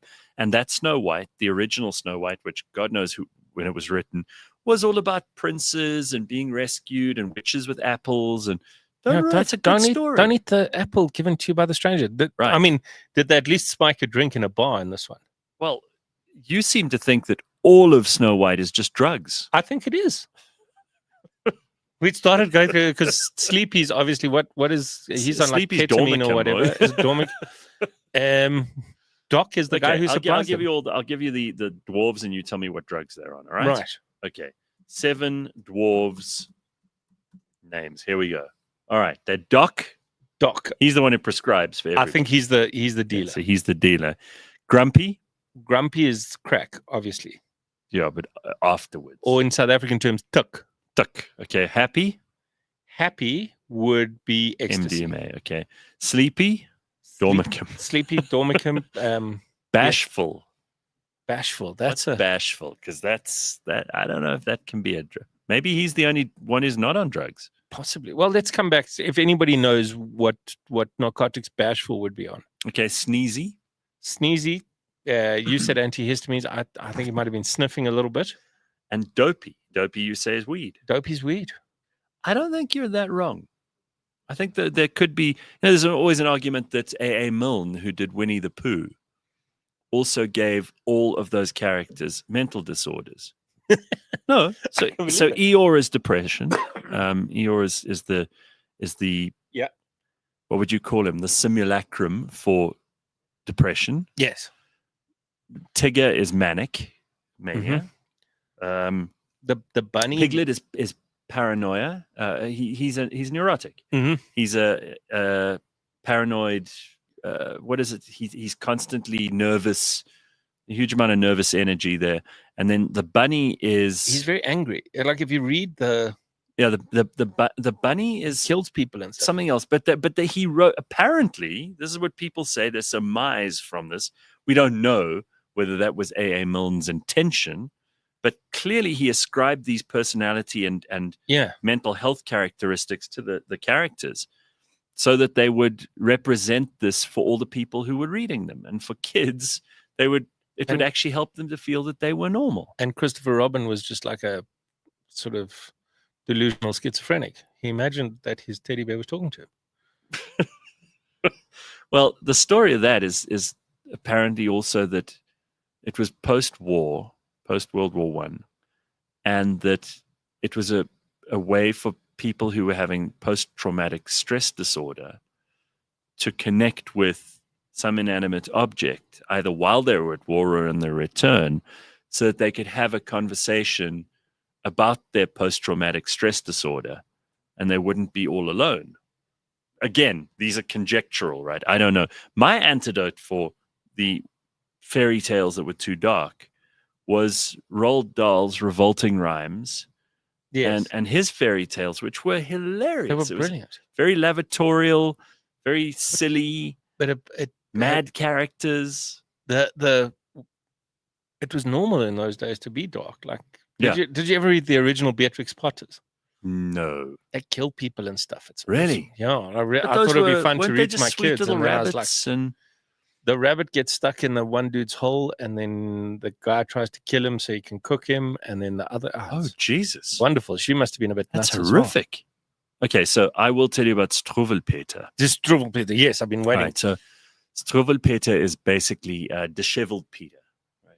He's a kid who doesn't cut his nails. He doesn't wash his hair. He's greasy. He's dirty. His mother keeps admonishing him. Struwwelpeter, you must. This is all in German. I'm not going to do the German, but you must tidy yourself up, you filthy little shit. And one day something terrible is going to happen to you. And the long and the short of it is, again, I hate spoiling the ending, but apparently his hair catches fire because it's greasy and disgusting. He tries to put it out, but because he doesn't trim his nails and doesn't wash his hands, while he's trying to put it out, he claws his eyes out. Yeah. He scratches himself to death. There's Struwwelpeter. Look, with his long nails. You got to read this to your kids. You know what it did? I have never, ever had filthy nails. Long hair. I always trimmed. I wash my hair every day. I tell you what, it puts the fear of God into you. And as a kid, sometimes fear is a greater motivator than ambition or love or care or tenderness. Sometimes the fear of scratching your own eyes out because you've got long nails and you haven't washed your hair keeps you clean. I'm just thinking, not the worst fairy tale for my parents to have given me at an impressionable age. And there's a whole bunch of other stories with Struwwelpeter, which are very disturbing. That it sounds disturbing. Yeah, you should really take a look. Totally going to read that to my kids. Well, if you can find it, because it's probably banned. No, it's probably banned. I'm telling you, some of those stories will frighten the hell out of you. So there we go. Anyway, now we've had our rant about just put Rachel Zegler on again. I just want to about Snow White. Yes, yo, that can't be the prettiest, the fairest of them all, because she goes, mirror, mirror on the wall, who is the fairest of them all? That's what the Wicked Queen says, right? And then that face pitches up. I don't buy it. Don't buy it. Who did they cast in the rest of the roles beside the Queen? They must have all been hideously ugly to make Rachel Zegler seem like she's hot. I mean, the dwarves, they're not going to be good looking because they're dwarves. Well, every pot has its lid. So there are people who might. I know. I mean, I'm okay with that. If your fetish is dwarves, go for it. But the other thing that bugs me about the Snow White story, since we're on this, you can tell you and I have thought about this stuff rather a lot. And it long before this movie, by the way.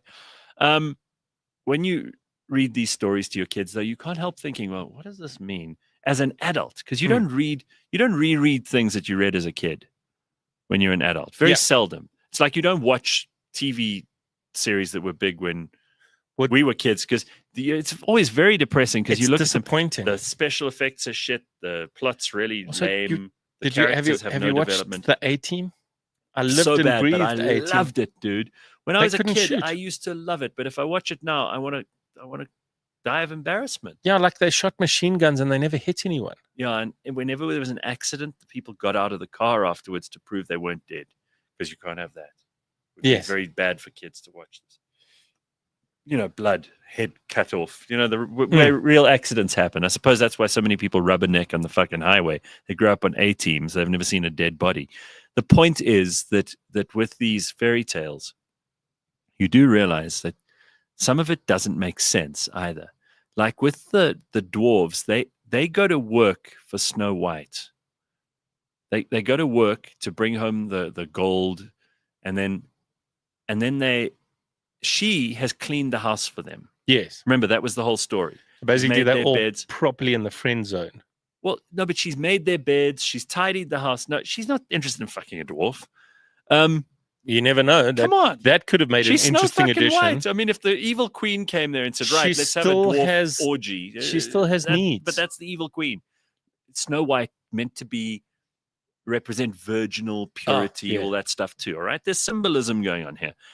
But the point is, in this Rachel Zegler version, this Disney thing that this abortion, which, by the way, had like 4 viewers the whole weekend at the box office. It's been an unmitigated disaster. They spent 200 and something million on it, and I think they've made 40 million so far. And if you don't equal out at opening weekend, you're a disaster. It's not going to work. By the way, anyone who thinks now we're going too deep into this, I can't help but when I'm sitting with someone like Chris talking about something and actually getting into the nuts and bolts of these things, because most people don't. Everything's superficial. It's like, oh yeah, apparently the new Snow White's very woke and stupid. But here we are going into it. So in this new version, again, this is some of the criticism I've read and heard about it. I have no interest in going to see this movie. Moreover, because of the fact that they've changed that whole narrative, she gets to the dwarf house or whatever. She doesn't clean it. They do the cleaning and the cooking, and they like, she's the girl boss. Yeah. Again, like, that doesn't make sense. These poor fuckers have been working in the mine the whole day. But we've all been there. They're going to get home, and Snow White's like, why haven't you done the dishes yet, you little fucks? We've been there with that one, you know? Like, depending on your vibe, but like that one lady who offers you a glimmer of punani, and then you'll do anything for her. She's like that. You're never going to get in there, but you just like... Are you saying that's what she's... That's of course what she's doing. Well, maybe. Like, it's a lesson for, like, not necessarily good-looking men out there that are represented in this case by dwarves. You're not getting in there. Just find another dwarf chick, man. Oh, that's fantastic. So those guys to you represent ordinary oaks who are not going to get laid. You see these guys, and then she's gone to them, and she'll be like, you know why I can bone the prince is because you guys made me trust men. You're such a good friend. You get Dopey. A totally different lesson out of this than everyone else. I love it. Oh, I love it. That's great. All right. So I think the end result is don't bother with this one for the kids. Don't bother with this one. But I'm thinking about, because now you mentioned that there is a movie that my kids loved, which is also like a complete retake on everything. Did you watch Wicked? No. So Wicked, you know that they've made a movie from the musical or something. Yeah, but it comes off it's a spin-off of The Wizard of Oz, right? It is The Wizard of Oz. I can see someone in the audience going, oh no, we've just spent half an hour on Snow White. Now we're going to go into Wicked. No, you know that Gareth Cliff, he used to be all about politics. He spoke about children's fairy tales with Chris Forrest. It's not my fault. Terrible. I didn't bring it up. I got to throw this in. Calder Santos says in the comments, it's like Anglo Gold. These fuckers work so hard and get minimum wage, and then they wash the dishes when they get home. It's very similar. Very similar. But they kind of in Wicked, they make the evil queen in The Wizard of Oz. They make her to be the victim, which I found interesting. Oh, you see, she's green. She's green. She was the one who went... Right? You're not meant to like her. But stop humanizing. It's like when they took in the last Rings of Power thing. What is it? Not Game of Thrones. It's Lord of the Rings. Lord of the Rings. So in Rings of Power, the new series, they humanize these orcs. They've got the orc with an orc baby, feeding her on the orc baby on the tit in the background of an orc village. We don't want to see orcs being... There need to be bad creatures in Middle Earth that are just automatons that just do what Sauron says, kill these people. Yes. And the orcs just swarm in and kill people. They're horrible things, orcs. Don't humanize the orc. Don't make the evil queen the good one. These people have forgotten how to tell stories. Kids like good, bad. They want good to win over bad. Okay, just keep it fucking simple. Why are they complicating this stuff? Because they want everyone to be accepted. That's the problem. We don't want orcs. You want to live next door to an orc? And then you end up with a corrupt government. What the hell? Orcs are, in the first Lord of the Rings, they're the ones that go, they look fresh. oh, he doesn't eat his legs. They're going to eat the fucking hobbit while it's still alive. Now in this new series, they are humanized. They're like, oh, I'm just going to tit feed my orc baby. Just don't kill us all. Please don't send us all to war. We've got to go mine and then look after Snow White tonight. What about my husband if he dies at war? How am I going to feed the baby orc? You don't want this. Stop it. It was Austin Powers who did that thing with the evil henchman that gets shot, and then it's the kid's birthday party. It's like, Daddy's coming home for my birthday. No, he got shot. He's an evil henchman. No, please, you got to have some bad people in these. They've displaced magical creatures, Gareth, calling them orcs is racist and Gondor is an apartheid state. Make your children watch it. They will learn a valuable lesson about not trusting clowns. I think that's an important lesson. No, I've never trusted clowns. How to be a Hollywood creative today, says Gift. Number 1, pick some old franchise with a loyal fan base. 2, remake it, but remove everything that once made it popular.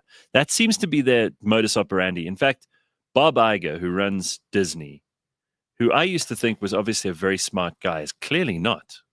Well, I mean, if they're not making money, they're actually in big trouble, Disney. All the movie sort of big studios have had to rethink their ways. Like if it wasn't for the superhero movies would be dead. It's big time, right? Viasen says the dwarves were Snow White's blessers.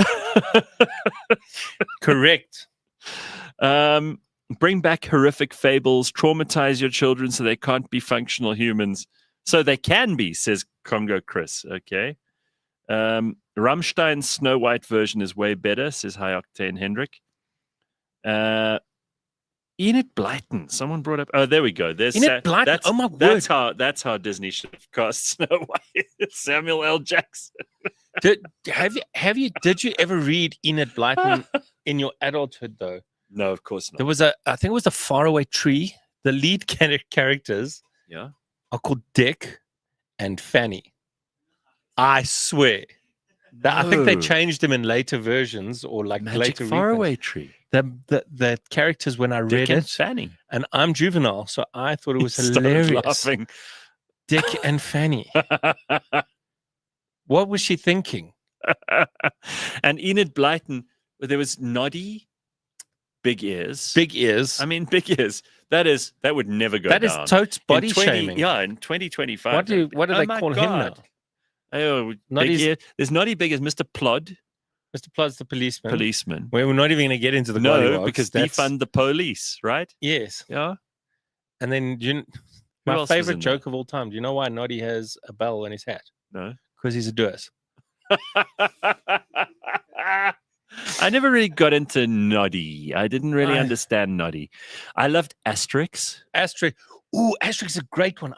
I loved it. Astérix taught me all about racial prejudice, steroids, stereotyping.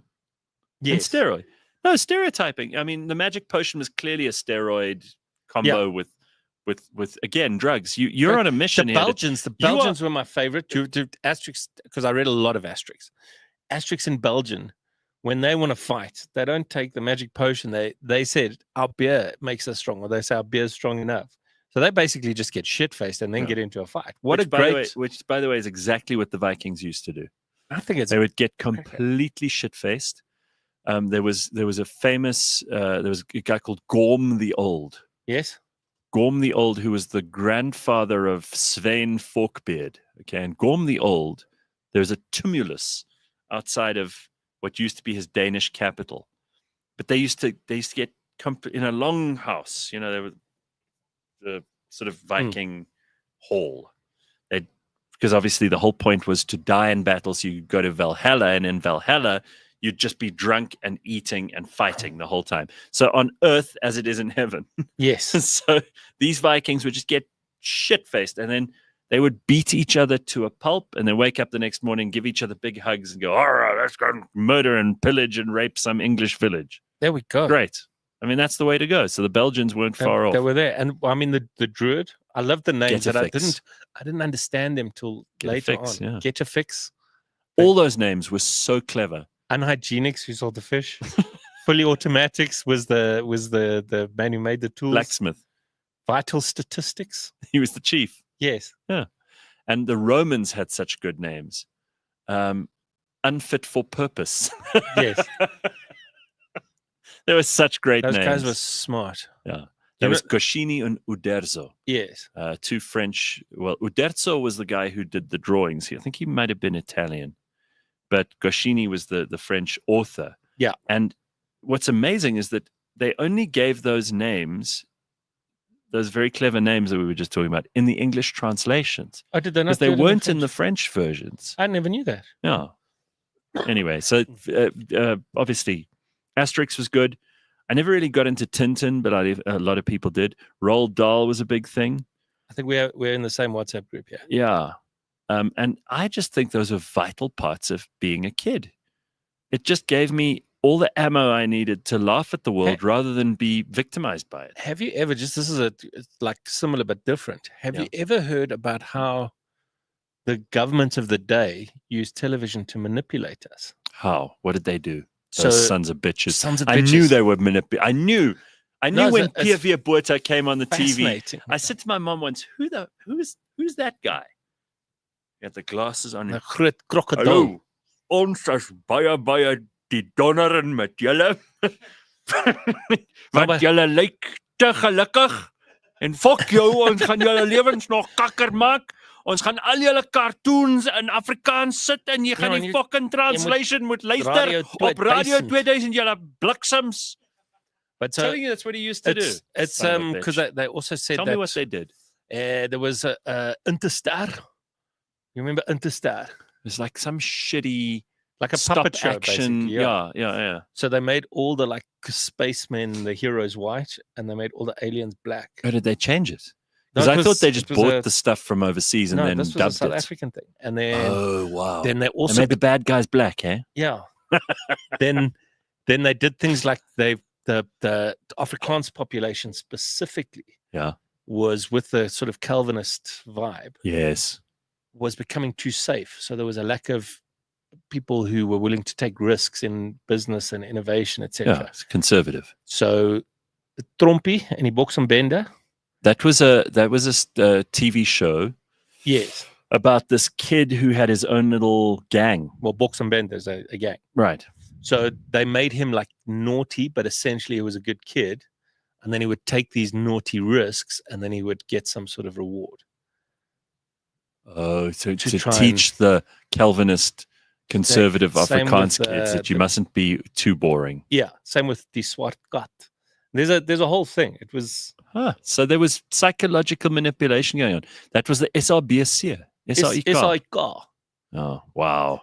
I don't know how they thought of the channel names in those days because it was TV1, TV2, TV3, and TV, what was the other one? TV4. That's right. Yeah, well, that was a complicated thing that you just did. You counted to 4. Don't you remember? Those were our channels. Brakanyan was recruitment propaganda for the army, says Congo Chris. That's bullshit because Brakanyan is basically the Three Musketeers. That's nonsense, Congo Chris. But there was one called Boetie gaan Borde too. Yeah, which would have been recruitment. Yeah, that's probably true. Oh, geez, I remember the SWAT cut. The baby in Teletubbies looks like Gandhi, says Pumlani. I know it's on the same theme, but Teletubbies. I never really understood that because obviously by then I was in my 20s. But Teletubbies is what happens when you take too much LSD. Again, the drugs. That's what I said. It's the theme. But I mean. You did the rave thing, I'm sure, and then I didn't. Then you watch Teletubbies when you get home, and you're like, "Wow, this all makes sense suddenly." And they've got televisions in their stomachs, and you can watch a child feeding chickens. It's brilliant. Congo Chris says Lieve Hexie was a psyop. You would go with that? I'm trying to remember. She was a witch. My name is Lieve, and she had a cat. Right. She had a cat. I'm Matthias. Matthias. And then who was her friend? There was a Benny Bookworm. You know who made that funny for me was Casper de Vries because he did a version of it, but it was like adult Lieve Hexie, but not porno. But it was basically she was just like really mean to her friend because he was like a bit of a softer, gentle, probably quite effeminate, perhaps gay friend, and she was like, Dwarves. yeah, and she'd say something horrible to him. But in the Casper de Vries version, she was a real bitch. I want to see that now. Lieve Hexie. Enid Blyton had the Adventurous Five. 5 children who went on adventures, real people, not magical characters. They lived on an island by the sea. Well, I mean, another story that I can think of, and maybe we've just gone on for too long about this. You tell me in the comments if you think we're talking shit, but Robinson Crusoe, you know, and The Man in the Iron Mask, and some of those classics, which, thank God, Disney hasn't decided to fuck with, because they'd ruin those as well. I just think that those are great stories. I used to imagine, because this is the point with reading stories, is you have to imagine most of the stuff yourself. And if kids don't grow up, and I'm sure you know this better than anyone else, as a father, as a creative person, as someone who makes people laugh, and you could tell a story. When you see their imagination kick in and they start to fill in bits of the story themselves, that is a superpower. You're raising a kid, if you can raise them with imagination, you're giving them a secret weapon that other kids are not going to have, because they're always going, that's the thing. Do the imagining for me. You know? I'm trying to remember her name now, but I used to do a show about being a dad, and I attended a lot of these talks. And this lady was talking about how your brain is so smart that it defaults to lazy. And so if you've got your tablet or whatever there, exactly what you're saying.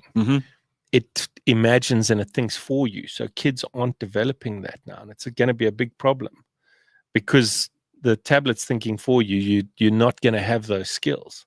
Yeah, and imagination is probably the thing that is missing. There was a comedian who did a great thing. I'm going to ruin it completely if anyone ever sees him, about this new chip that you're going to get inserted in your brain for movies. And in this, you can create your own movies where you're the star. And this is like it was literally, his name's Tommy Tiernan. It was like an hour-long one-man show. Yeah. And he builds this thing up and you can decide, and you're like really getting into this technology where that can be inserted in your brain, and you can decide on the storyline and the movie and whatever. But he does it very cleverly, not kind of like I'm doing it now. And then at the end, he goes, a bit like your imagination. Yes, exactly. And you're like, wow, that's fantastic. I know exactly where you're going. I love that. I must see if I can find that, the original kind of telling. Yes, far better than mine, right? Well, I mean, you've been so self-deprecating about it that I'm probably going to be really thrilled when I see the real thing. Congo Chris says, Lieve Hexie is a cautionary tale about being a single woman in your 30s. You'll become a cat lady, and the roof of your kitchen will fall apart, and you won't have a man to fix it. You don't have any dwarves because you're the witch, not the Snow White. There's a saying in film, never show the monster, says Grant. Well, I don't know. I've heard a different version of that. I know. My wife says that to me a lot. James, you've got some work to do. Get Casper on the show, says Bitcoin Boot. I haven't seen him. Yeah, there's lots of comments about him. Yeah. All right. Well, we'll try. He's very hard to manage, hey? So great to catch you live. Normally, I listen to the podcast the next day as the time difference is hard for us Aussies. Shout out from Sydney, says David Sachs. Hey, thanks, David. Carl says, so if we never had books and Bender, we wouldn't have Naspers. Interesting. Yeah, I don't know. Not Naspers. That was before. Naspers was before. Naspers has been around a long time. But obviously, that doesn't exist anymore as a publishing business. They don't own any of that stuff anymore. But I mean, the genius there was obviously Chris Becker. Oh yeah, like Mnet. Yeah, Mweb. Yeah, all of these things. Genius. And now he's got. Like, so he must have watched Trumpy. Yeah, and I've never been there, but this Babylon's touring is apparently the most. You as a foodie would want to go there, right?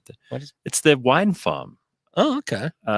Babylon's tour, and they also have this incredible organic garden where they grow everything, and they have a little shop where apparently you pay thousands of rands for a little, handful of carrots or whatever. But they have they've got food scientists who are working there on developing the most incredible new and non-GM versions of kinds of foods. And so I've heard only the most incredible things about Babylon's Turin. And then he also has a farm in the UK based on the same idea. Oh, okay. And apparently it's the number one tourist attraction in the UK at the moment. This sounds this organic yeah. farming stuff that everybody's so into, and sustainable farming, and this is what they're doing. So he hasn't stopped being a genius, Chris Becker. What was up with Pumpkin Patch, says Pop Tag Agency. That's a good one. That was very strange. Yeah. No, I'm surprised we didn't grow up weirder. We could have. And then Chris says the best was this. Chris Smith, he says the best was the pterodactyl with the spare teeth on the washing line. That was, what was that show? It was in Afrikaans. Spare teeth on the washing line. Yeah, man, the teeth would sing. And then there was this, the pterodactyl was called Knassus. Knassus. I remember. Knassus. Something like that. But then the good character Knassus was a dragon, wasn't it? And the good character was like a spaniel who was a bit sort of doff. And be ho ho ho, and he'd come bouncing into the. But it was all puppets. Yeah, and the dog would go hi everybody, and then this fucking pterodactyl would plot to kill him and eat him, and he was always with a cauldron. Like the evil people were so clearly evil. Oscar. There we go. Thank you very much, James. Very good. See if you can find a picture of that Knassus. He was so obviously evil, but the stupid dog would always go and try and be his friend. Hi, how are you? I'm your friend. Like, eventually I was almost rooting for the fucking pterodactyl. Just eat the dog. Just eat the dog, because this dog is so doff. But can you imagine he keeps walking into traps. Somebody pitched these shows. They were like, hey, guys, I got an idea for a show. And this pterodactyl, as I recall, I mean, my memory's hazy, but this is a long time ago. But this pterodactyl would come up with all these harebrained schemes to put the dog in the pot or the rabbit. I know there was a rabbit involved at some point too. And they never got eaten. Just very, like, this poor thing must have been so hungry. Yeah. We need to rewrite this so that from the point of view of the pterodactyl. No, please. Well, there we go. There's the pterodactyl dressed up like a, I don't know, like a spy. Who was Spencer Tracy? And then like, that's the rabbit. That's the rabbit that he always, look how stupid that rabbit is. That was SABC budget in the 80s, 70s, whenever it was. TV1. You guys wouldn't have watched this, huh? As kids. No, you already had like high fucking powered, fancy 3D virtual reality. You didn't get high definition TV shows cartoons with songs about how to cross the road. That you always used to be a lesson. Yes. Remember, at the end of any kid's show, there would always be, and that is why you don't trust strangers, or, and that is why you don't cross the road without adult supervision, or that is why you don't shit outside, you shit in the toilet. They would teach you stuff. And that way you didn't need cuck rules to keep you safe. Yeah, well, also people would know how to behave because a lot of kids are raised feral, right? So their parents didn't teach them basic things like manners, and that is why it's important to say thank you. And I'm telling you, there are a lot of kids who've grown up without those basic instructions from TV series about moral lessons, and that's why they're such little cunts. Fair enough. They don't say thank you. They don't know not to shit outside. They don't know that you should. They don't even dig a hole first. How many times are you driving on the road and someone just walks out into it? Now, if they'd seen He-Man, what about the Masters of the Universe, and been told the lesson of, and children, it's very bad to walk into the street and not have adult supervision. Take your green tiger with you. Right. Well, wear the reflective jacket or whatever. Tony Hart taught us that shit. And who was Tony Hart again? He was a weird. I met him at a friend's wedding years later, and I got all excited. They hit the green at the top means go. I don't remember the song. Red at the bottom means stop. Don't you know?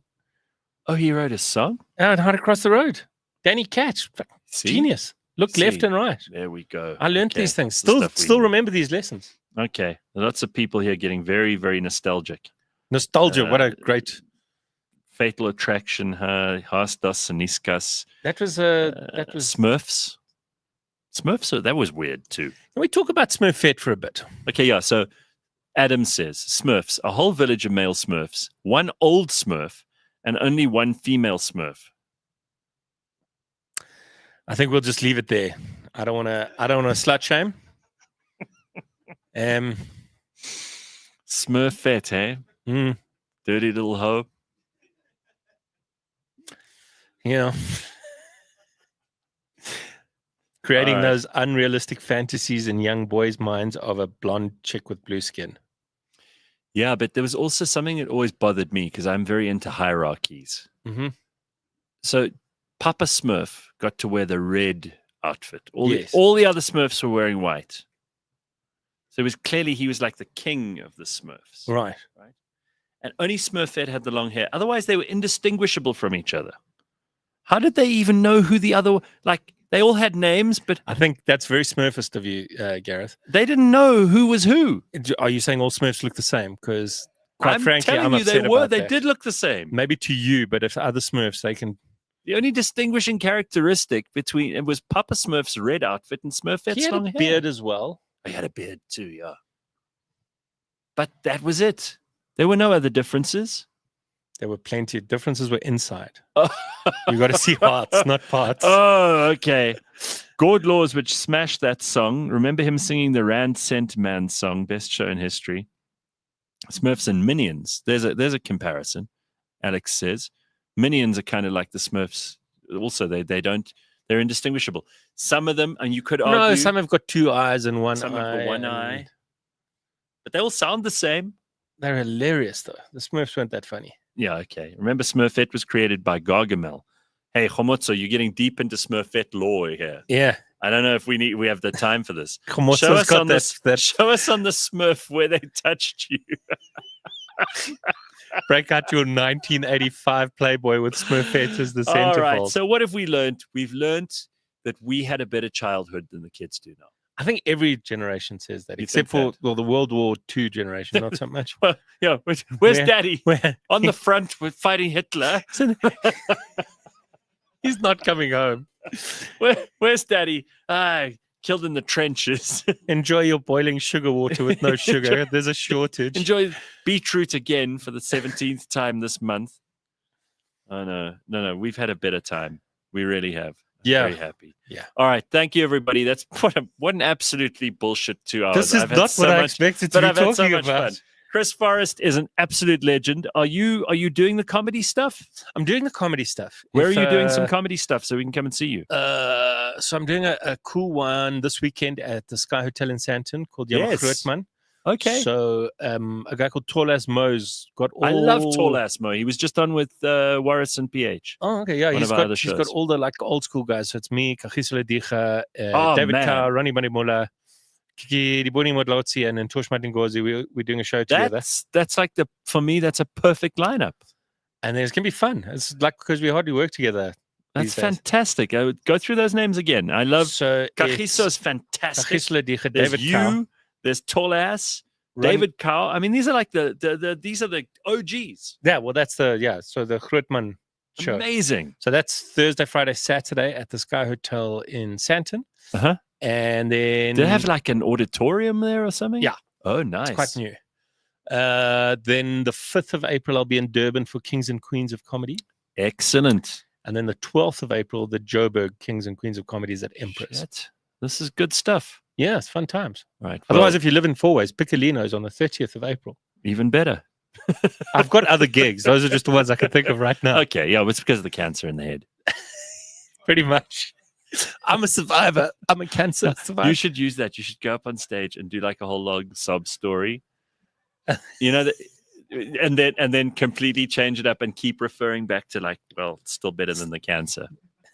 I'll make that my catchphrase. In honor of this show where you've revealed all. He's got a giant fucking hole in his head.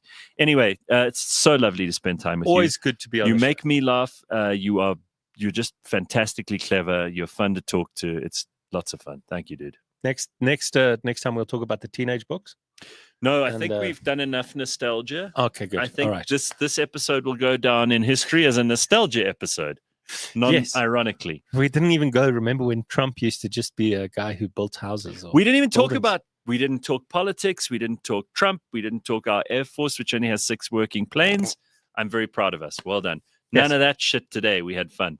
Okay, ciao.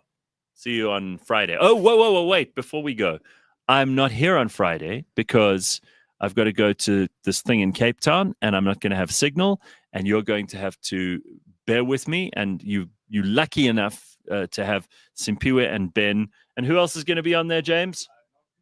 No, okay, so probably James. No, well, you'll make an appearance. I'm sure you will. You'll come up in the comments. All right, so that's all happening on Friday, and I'll be back on Monday next week. Thank you, Chris. Thank you. Nice to see you, dude. I don't know when, I don't know how, but I know something's starting right now. Watch and you'll see. Someday I'll be